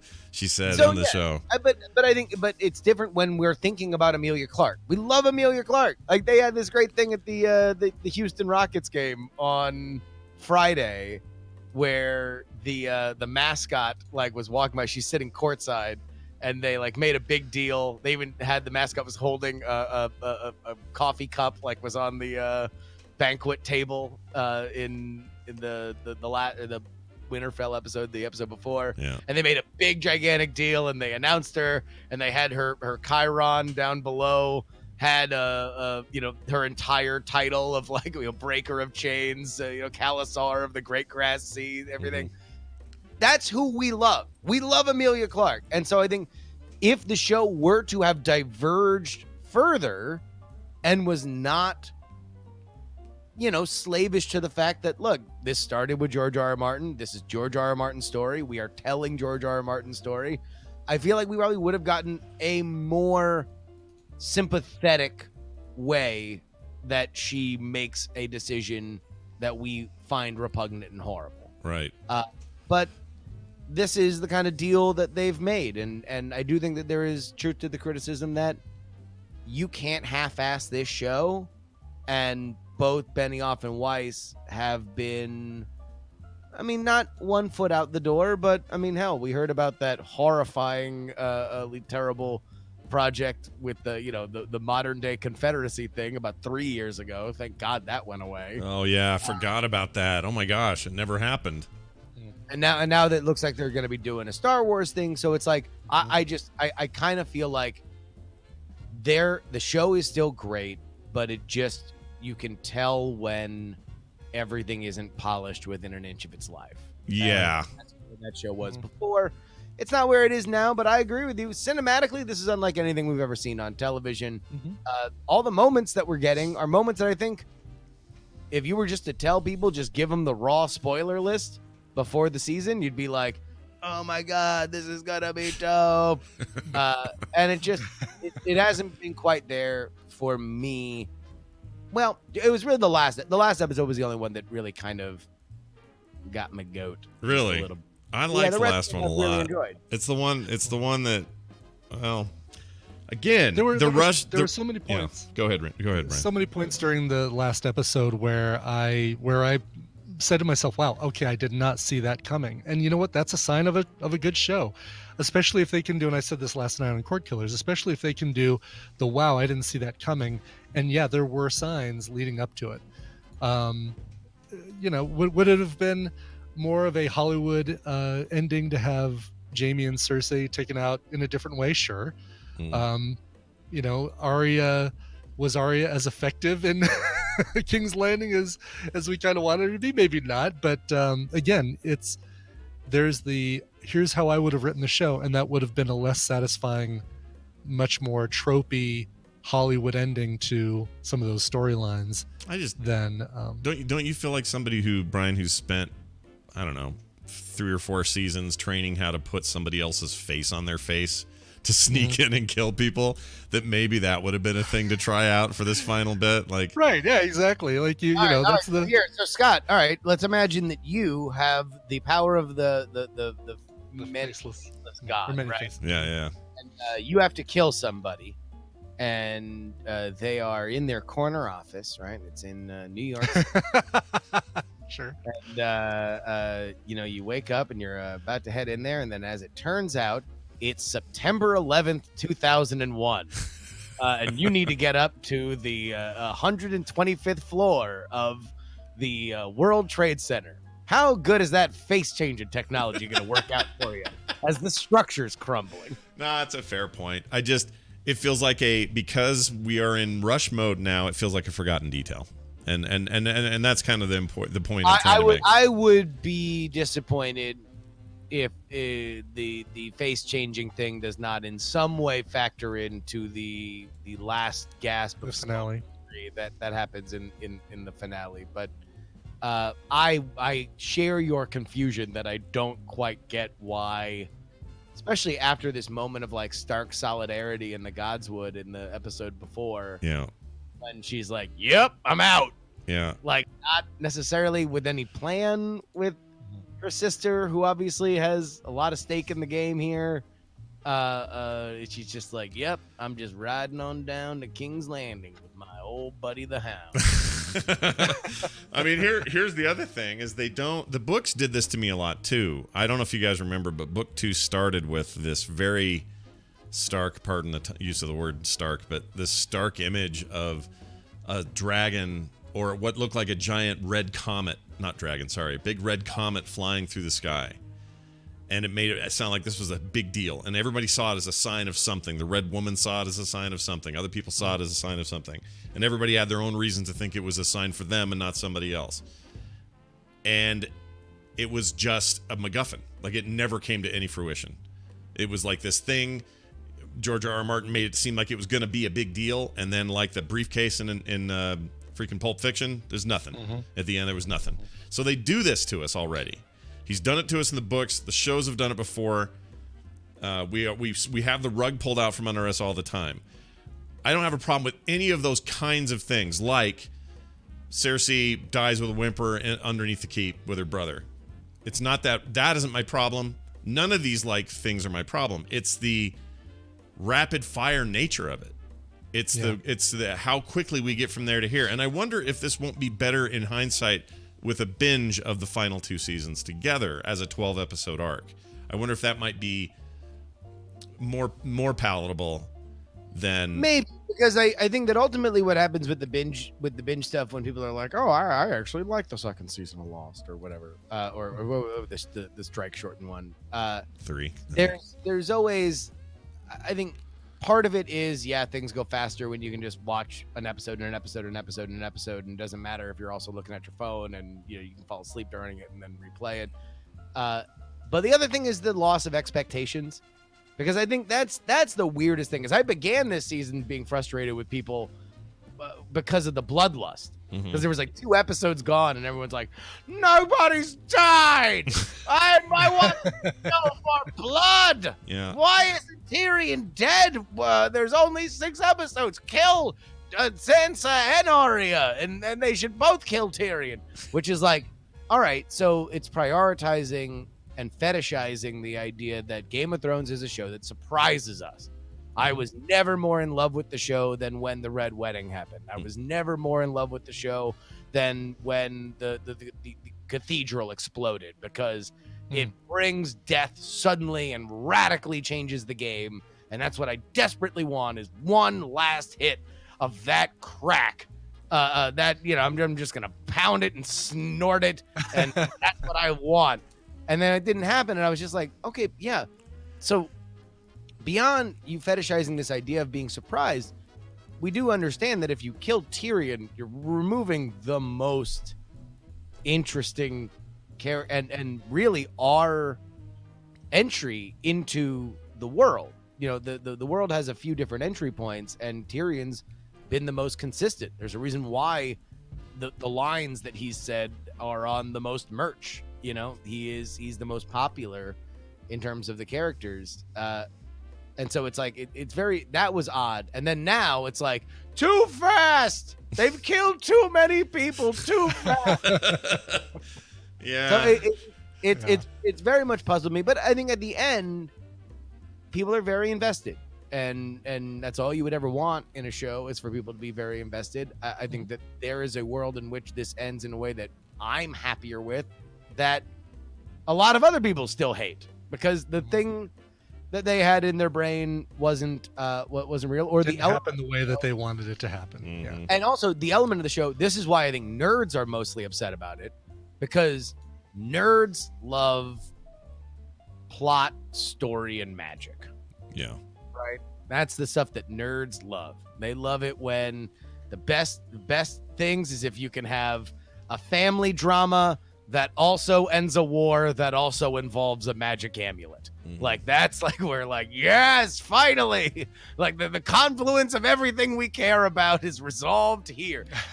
Look, Lord of the Rings. We have a magic artifact falling, being destroyed while a friendship is resolved and a war comes to an end. We're like, yes, there we go. Plot, story, and magic all in one little thing. Our fingers are stiff beyond recognition. I think the problem with this show is that Game of Thrones is also a blockbuster. It's a fantasy blockbuster show. So for folks that are just there for, one person who's got 50 vowels in their name finally died. I guess she was evil. A dragon, but did you see that dragon? Bro, that dragon lit that up. The dragon was lit. Exactly. Yeah. Like, then for those folks, like I listen to a couple other shows that aren't like nerd podcasts, they're like sports podcasts, and they're like, that episode was great. They killed a bunch of people whose names I could never remember, and a dragon burnt the city to the ground. That was amazing. It looked great. Yeah. And so for folks like that, it's like who's by the way, the larger portion of this popularity. Like there's more of them than there are of people. You only keep the book lovers, and you have the Expanse. You add in everybody else, and you have a global phenomenon. Right. No, you're totally right, and that's also one of the things this show and the books certainly were built on is him subverting expectations, making it seem like in the very beginning, typical hard fantasy, some sort of undead lich thing happening up in the north, and then spend almost all of your books with political infighting and family claims to thrones and awful death and horrible treatment of each other in sort of engaging in that space and not spending much time around much magic at all. In fact, for a lot of the books and the show, it wasn't even clear that the world had magic in it. We weren't even sure that what's the Jesus one, the flame one, the red woman one, whatever god that is. Yeah, that whole thing. It just all sounded like folklore because they were so focused on incestuous whatever going on, and she killed her husband while he was out hunting boars, and like it was just so much of that it just subverted all our expectations all the time. And that's what makes it great. I have no complaints about how they're resolving it, how they're getting there, and I'm very much looking forward to the end of it. I just wish it wasn't on fast forward. That's all. That's my only complaint. Yeah, to be honest, I don't even really think, like, my favorite episode was the one where they just didn't do anything, where they were like mostly on the ship, and it was like 4 scenes of Varys and Tyrion just like drinking wine and talking. Like I love that. That's my favorite. That's what I like Tyrion doing the most. That's what I like Varys doing the most. I only wish that Littlefinger's Force Ghost just appeared in the corner of the room. Well, but that is where the show does seem to do the best, right? Like the from this last episode, the Tyrion and Jaime talk, I think was one of the best parts of the show. The whole Jaime and Brienne from a couple episodes ago. It is that those interactions, Arya and Sansa, at the end of last season, and that's where, to me, the show has stretched. This season's been at its worst, is when you get the like, oh my God, I'm so into this Jaime thing, like the Jaime and Brienne thing, and then it's like, we might as well as left a dear Brienne letter. It's like, dear Brienne, Sir Brienne, dear sir, dear no sir. offense, but I have a plot point I need to get to. Right. Thanks for letting me clap them cheeks. Because that was, and then really the biggest one was when the Clegane Bowl, which had always been something that I've always loved, mostly as a meme, because it became a thing online. Obviously, it's something that George R.R. Martin cares about because he's kept these characters relevant in the large sprawling story where 1 million people die for very little reasons. But you know, I don't think I think the treatment it was given, like the full airbrush it on the side of a van fantasy kind of treatment of like a crumbling castle and a dragon in the background breathing fire, was it was pretty dope. I liked it. But then you have Cersei, who's just like, oh, let me just go ahead and scoot right by you boys. I gotta get down to my plot point. So, I know, it's like, do. She just watched what happened. Gotta get down to my plot point. That's amazing. Yeah, I mean, that might as well have been what it was, because it wasn't even like the Hound took a swipe at her and she ducked and ran or anything, right? It wasn't like the Mountain ran interference for her. She just was literally like whoa. Well, she did everything but walk by and go, Yeah, no kidding. Good luck with all this. Yeah. Exactly. So the whole, but the actual, yeah, like I'm into the fight, I'm into that conflict, I'm into all of that. But again, it was like seasons and seasons and seasons of that cooking and burning and cooking and burning. And then here it is. Okay, we're done. You know what I mean? Like just like it's over. Although I will say that I'm not willing to believe that there's not a world where it would have always seemed too fast. Yeah. Because that show was such a build. It was the Kama Sutra of like, you know, plot things. It's like literally the point of the show from the very beginning was like, oh my God, wait until Dany gets her army to Westeros. 10 years later, she arrived in Westeros. I mean, even George R.R. Martin has been on the record to say her getting stuck in Meereen for a long time, he felt like it was a mistake. Like in the books, I don't mean in the show. Because that really drug on. Like it did take a long time, yeah. Long time. So, I mean, at the end of the day, I feel like it's phenomenal for the reasons it's phenomenal, and the characters' journeys are far more important than their ends, clearly. This is impossible. What they're doing is an impossible thing, and we're as close to that. We're about as close to the sun as we can get. Yeah. Yeah, I mean, I think that there are reasons to criticize this season, and a lot of them, for me, revolve around the fact that like I love the show in part because Cersei's really smart. Cersei's really smart at holding on to power. She's really smart about not being caught. You know, one of the most iconic. I mean, the episode where I'm like, oh my God, this show is the best, was the Battle of Blackwater, and that episode in so many ways is made amazing, not because of the crazy wild action that happened outside. And this was a lot of the early seasons where they did not have the ability to shoot gigantic cinematic sequences. So they had to make it about the people. But that episode is the best because it is Cersei just getting lit and like terrifying a teenage Sansa for like just torturing her with like just saying awful things to her, which is so much about that character. And then you know, the episode ends with her believing that Stannis has sacked King's Landing and she's going to poison herself and her son, and then her dad comes in and saves the day. But these are like the elements that I love, that there are nobles in the Red Keep that you have to make sure stay safe even if everybody else dies and it's a siege, right? I'm not going to be raped in the streets by my enemies, so I'm going to make sure that I poison myself and I'm dead. Like, these are all awesome little touches that I feel have kind of been, you know, left out. And then also, you know, if we're going to get into the like, oh, how's the siege going to go? How are we going to sack King's Landing? This has been, again, what we've built to from the very beginning is I'm going to take King's Landing. So, man, how many long-ass boat rides has the Daenerys contingent been on?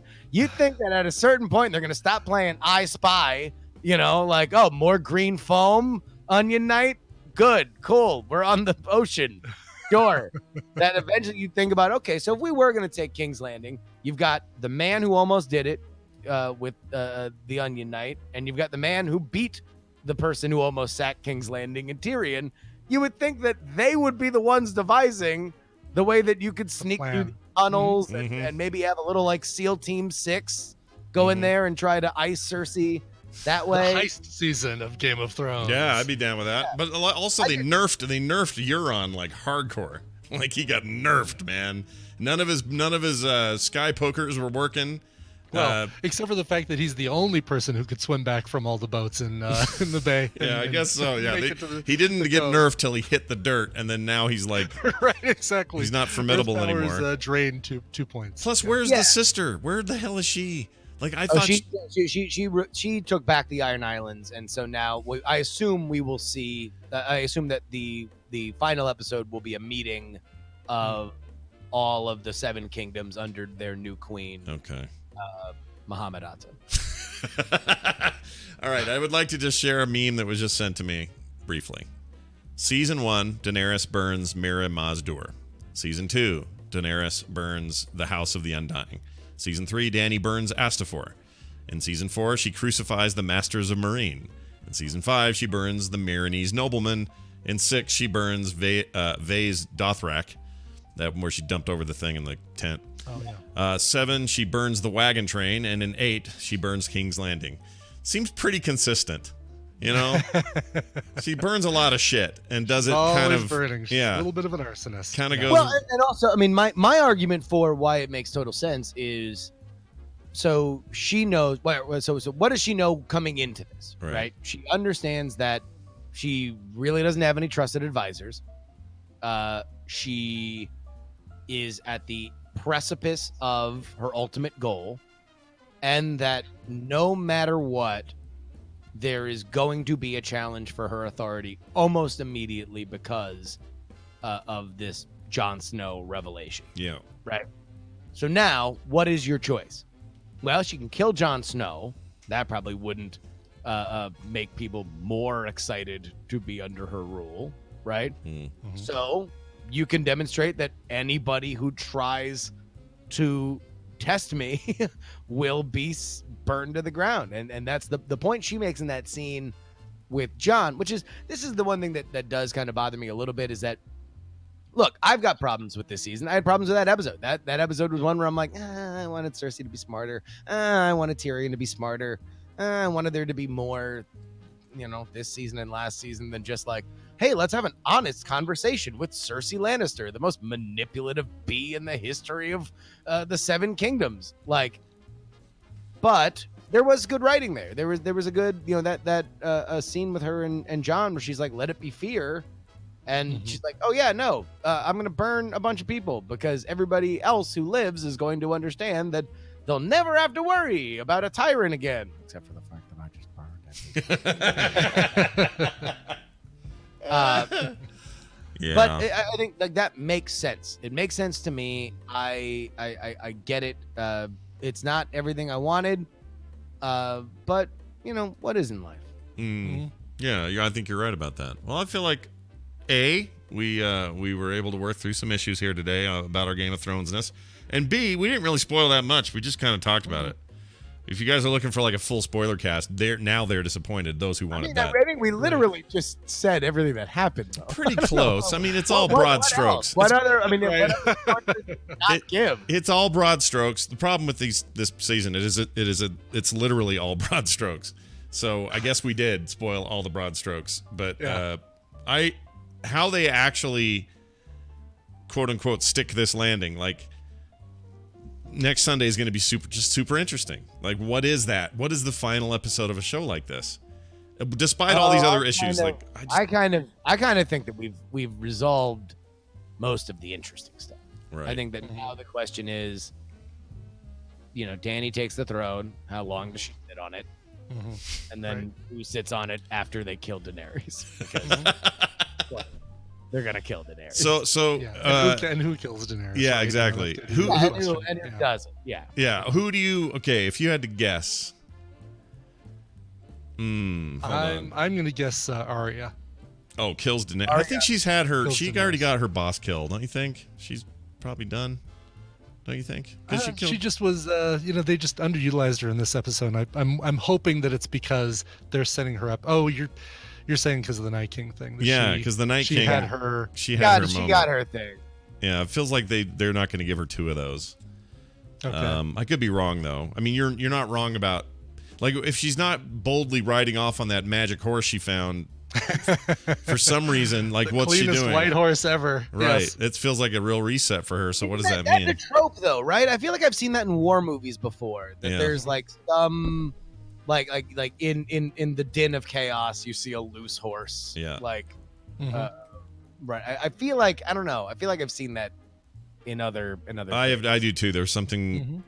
like super familiar about it, but I couldn't name Right. it. I'm sure there's something Right. though. I just couldn't the, think of what the, it was. the war is just ended. That battle has just ended, and there's smoke and crumbling stuff all around. And then there's this horse that the hero gets to like climb up on top of. Yeah, and, ride and out it's of it. kind of clean. It's not a dirty horse, you know. Right. Like it's I almost. didn't read it as clean. I read it as covered in ash. I don't know. It looked like a white horse with markings. I could be wrong, but it looked. Yeah, I mean, it was. seemed like a darker horse that was covered in ash. It was dark. Really, it was like a pretty light horse. Like the contrast between the hideous battle scene and then this beautiful Oh, horse man. with wavy front hair. It kind of If took me. people aren't complaining that the episode is too dark, now they're complaining that the horse is too light.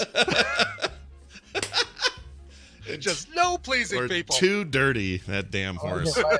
I don't remember well enough to place a bet on it, but It had some really anime looking freaking My Little Pony kind of hair in the front though. I didn't remember that, and for whatever reason that stuck with me, and I don't know why.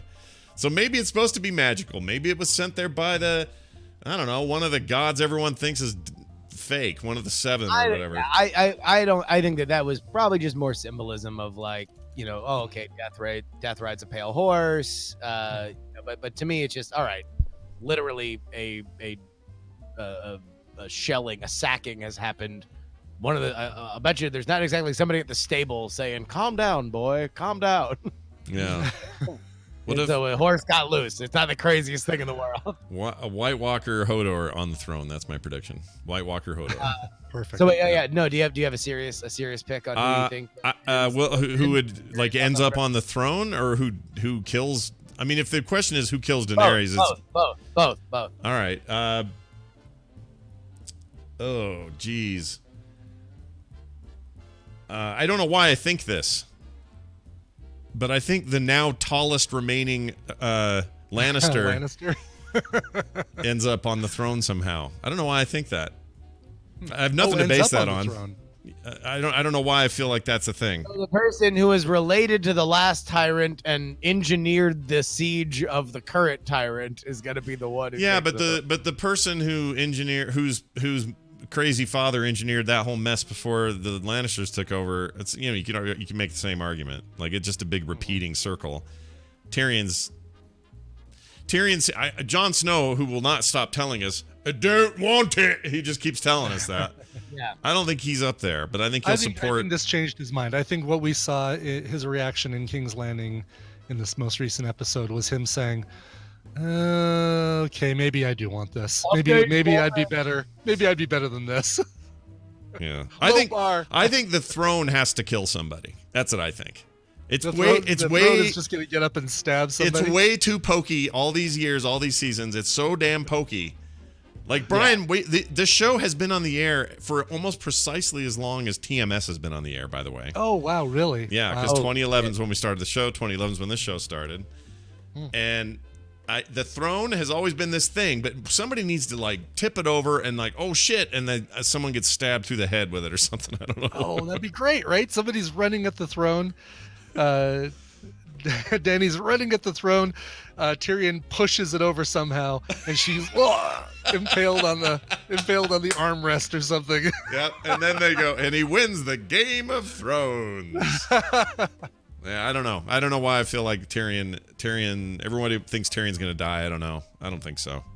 I think Tyrion outlasts everything. If he dies, it happens at the very beginning. Danny, kills him for treason, and then that's the last straw. I could see him dying. I have argued against him dying any other time this season just because I think he's so valuable of a person, like, to bring people into the world.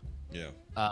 And he it was his character that really hinged on all the like Jon Snow, Varys kind of stuff. But now, yeah, I could see him getting iced. I could see him getting iced at the beginning of this episode as like the shock. I'll tell you who I made this bet right at the beginning of the season, Reddit did a thing where you could join, chose whose subreddit you were going to be a part of. Yeah. And I've been here, yeah, rolling dirty for Bran Stark. Well, Wow. I mean, they did leave. Like, if they don't do anything with Bran Stark next week, I will be severely disappointed because Bran that's Stark set up. it's gonna be the final scene is them hammering together an ADA compliant to roll the new king. Wheels on the side of the Iron Throne.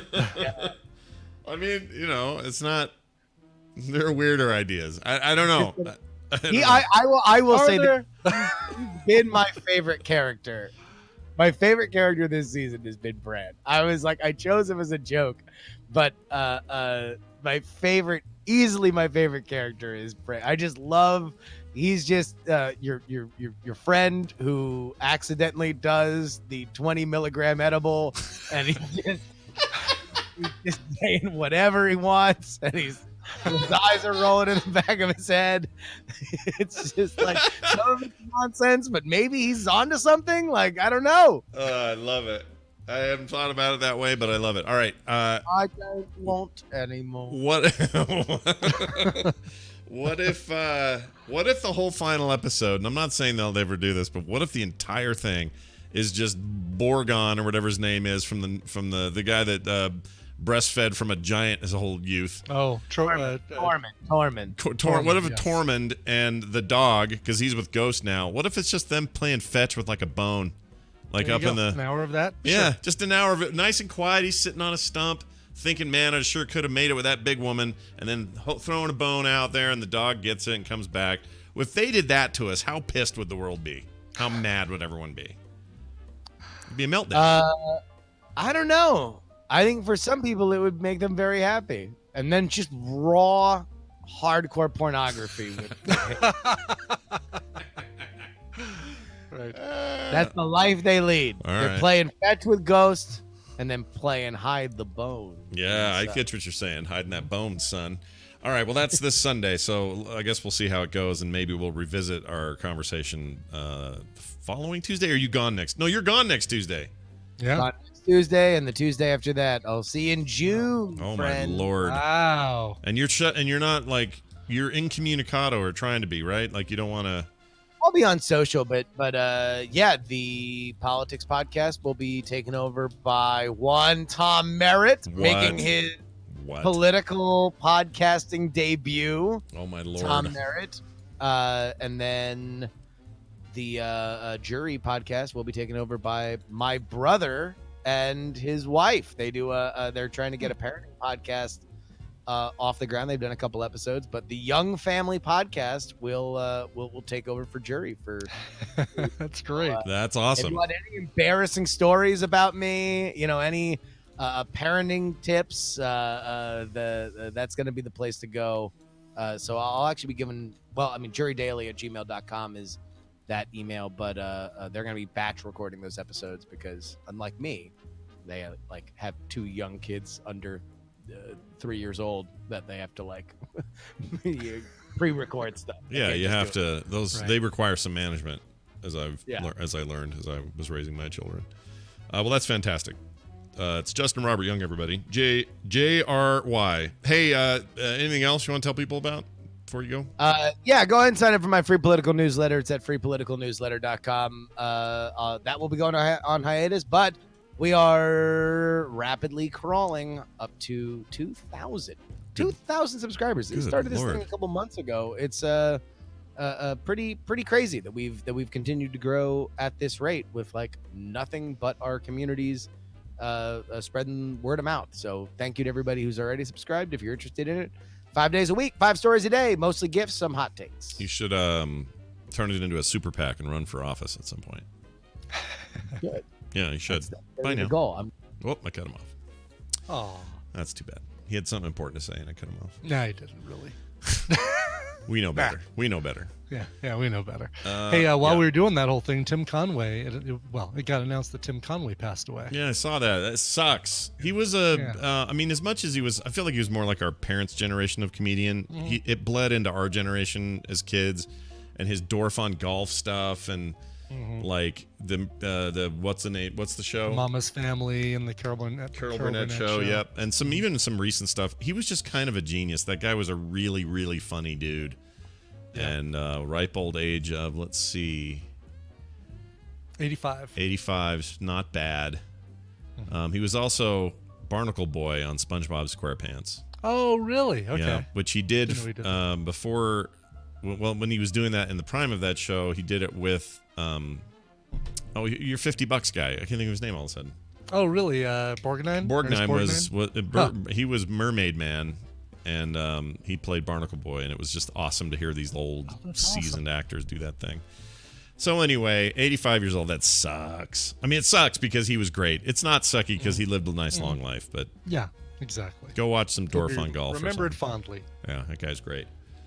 All right, let's. And then a quick reminder about tomorrow's schedule. I have a dentist appointment first thing in the morning, so we're going to start the show a little bit later, maybe half an hour later, 9:30 instead of 9 Mountain Time. Thank you for the reminder. I almost forgot. No problem. Yeah, I know. That'll totally work. Nope, no problem at all. So we'll do that. Yeah. So half hour later, everybody, if you're planning on the morning, we will do so that'll be 9:30 Mountain. When we begin. Everything's still happening as normal for this is just a checkup, right? You're not getting anything done. Just a cleaning. Yeah. So I'm going to come in. I'm going to be like, it's going to be, I'm going to be talking funny because of having my mouth wide open for an hour straight. Oh yeah. They put that rubber wedge in there now, don't they? Mine does. I hate it. Yeah, no, mine does too. Hate it. Not looking forward to it. No, it makes me feel like I need to get up and run when they put that in my mouth. I hate it. All right, so that's tomorrow, and we'll get to all that then. Today, Frog Pants plays in about an hour. I will be playing. Looks like I'm going to be playing Rage 2 today because it's out today, and I bought it, and I may as well play it. So that's today. New horror game coming up soon because I did finish Unavowed last week and had a great time with that. So anyway, check that out today. Frog Pants plays in about an hour right here at this same channel, and Current Geek tonight with Tom Merritt. So that'll be fun. Speaking of the new political Tom Merritt. The new politics. Are we going to have him on Tuesdays then as well as Wednesdays? Do we have to do that? Is that part of the contract? I hadn't thought about that. I may have to talk Or do we have Jerry's brother on there? I mean, so what I'm trying to still picture in my head is Tom being overtly political because he's not that way at all. No. So I don't know what he's going to do. Like, how will that sound to hear Tom? Not that he'll be picking a side. He's obviously just going to do like Jury does and try to ride that middle and talk about it. Right. Yeah, exactly. Just can't picture it. I don't know why, but I'm sure it'll be great. Should be great. Anyway, Dreadlord, don't worry. I'm playing your game starting Thursday. It's happening. It's installed. It's ready to go. I just got to get a little Rage 2 in today because today's launch day. All right. Resident Evil 2? Oh, boy. Patreon.com/ where are we? Patreon.com/TMS. That's where you support the show. We need it. It's how we survive. We pay our bills this way. We can't do the show without it. So do help us out over there. Pay us through Patreon so we don't have to come around and collect in person. Yeah. Because, it's one or the other, people. Yeah, exactly. Oh, what if Tom does come out as MAGA? He can't.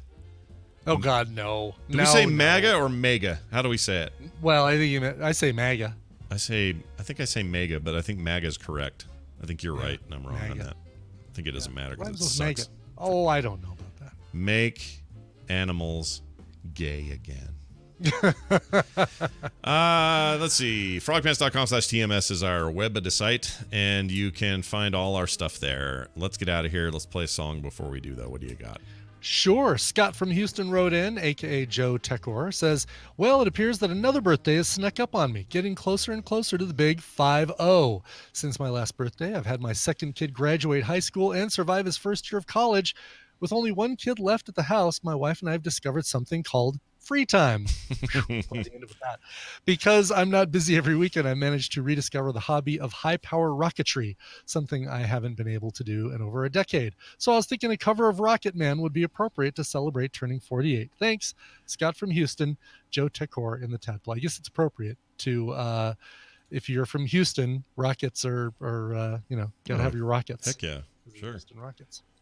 By the way, I could not find. I remember somebody asking me about where that information was that I found about Rocket Man scores being low, or the pre-preview scores being low. Oh, I tried to find it. I thought it was in the Hollywood Reporter, and I delete those as soon as I'm done skimming through them. So I hope I'm wrong. I hope I misread something, because I've not been able to find any articles that support what I thought I read. So I'm hoping that I'm wrong, because I really, really want a good Elton John biopic. I would too, even though I'm not a giant Elton John song fan. Yeah. I want a story is interesting to me, and I would like to see Oh, we've it. talked about this before, that everything before Candle in the Wind, the second version, Yeah, part 2 is yes. much better Yes. than everything that's come since. And I'll give him Lion King, because I like the soundtrack in Lion King. That stuff's Okay, great. yeah. But other than that, everything post Death of Yeah. Diana music, blah, not good. Yeah, so bland. Yeah. This one's great, though. This is classic 80s band Heaven 17. As part of a project in 2015 called 80s Recovered, they took a stab at Elton John's Rocket Man. What's really cool is they change it up so much that, I mean, you recognize the lyrics, you recognize the melody, but everything else has changed so dramatically. It's great. Here is Heaven 17 from 80s Recovered and their version of Elton John's Rocket Man. This show is part of the Frog Pants Network. Frog Pants Network. Get more shows like this at frogpants.com. This one looks pretty good. Oh, why was that only one ear? Did you hear that, or is it just me? I heard that in both ears, but I did hear it, yeah. Okay, weird. Hold on. This one looks pretty good. Sure. I'm going to fix that real quick. Copy. Because it looks pretty good. Looks pretty good. There we go. Now it should be in stereo for everyone at home. This one looks pretty good. There we go. All right. Show titles. That's the best cover of the theme. I've got a surf guitar one that's pretty good too. That's pretty good. I think I have that one. I think so. I think we played it on this show. I sent it over to you. Snorting Ants and Licking Pea, currently leading the Ugh. pack. Ugh. I don't know if I can do that one. Should it be though? How to upcycle your dragon. That's pretty strong. Right now, my lead is that. Yeah, I do like that one. Snake Girth, Speculum of Hoo-Ha. Beelzebulbasaur is pretty good. That's a pretty clever thing about the satanic Pokemon deal. Not bad. Double O hoo-ha. Let's see. The morning 66% your loved one, 33% other loved ones. Let's see. Those are always so good. It's hard to pick them. Wow, you guys did a ton today. Mm-hmm. Yeah, I was on. I mentioned I was on Cord Killers yesterday. Their title thing is about a quarter the size of this one. Oh yeah, they don't even come close. Yeah, we own this title business. Mm-hmm. And it's all because of our listeners. All right, I'm going with How to Upcycle Your Dragon, because it is clearly not only winning now, but also I think the funniest of the top 10. Well done, Lesarge. You've done it. Special extra vote for Drenched Wildfire's Beelzebulbasaur, because that's pretty funny. That's clever. Very clever. Yeah, Clever. I like clever. All right, I think that is all we need. All right. Oh, I didn't stop the video.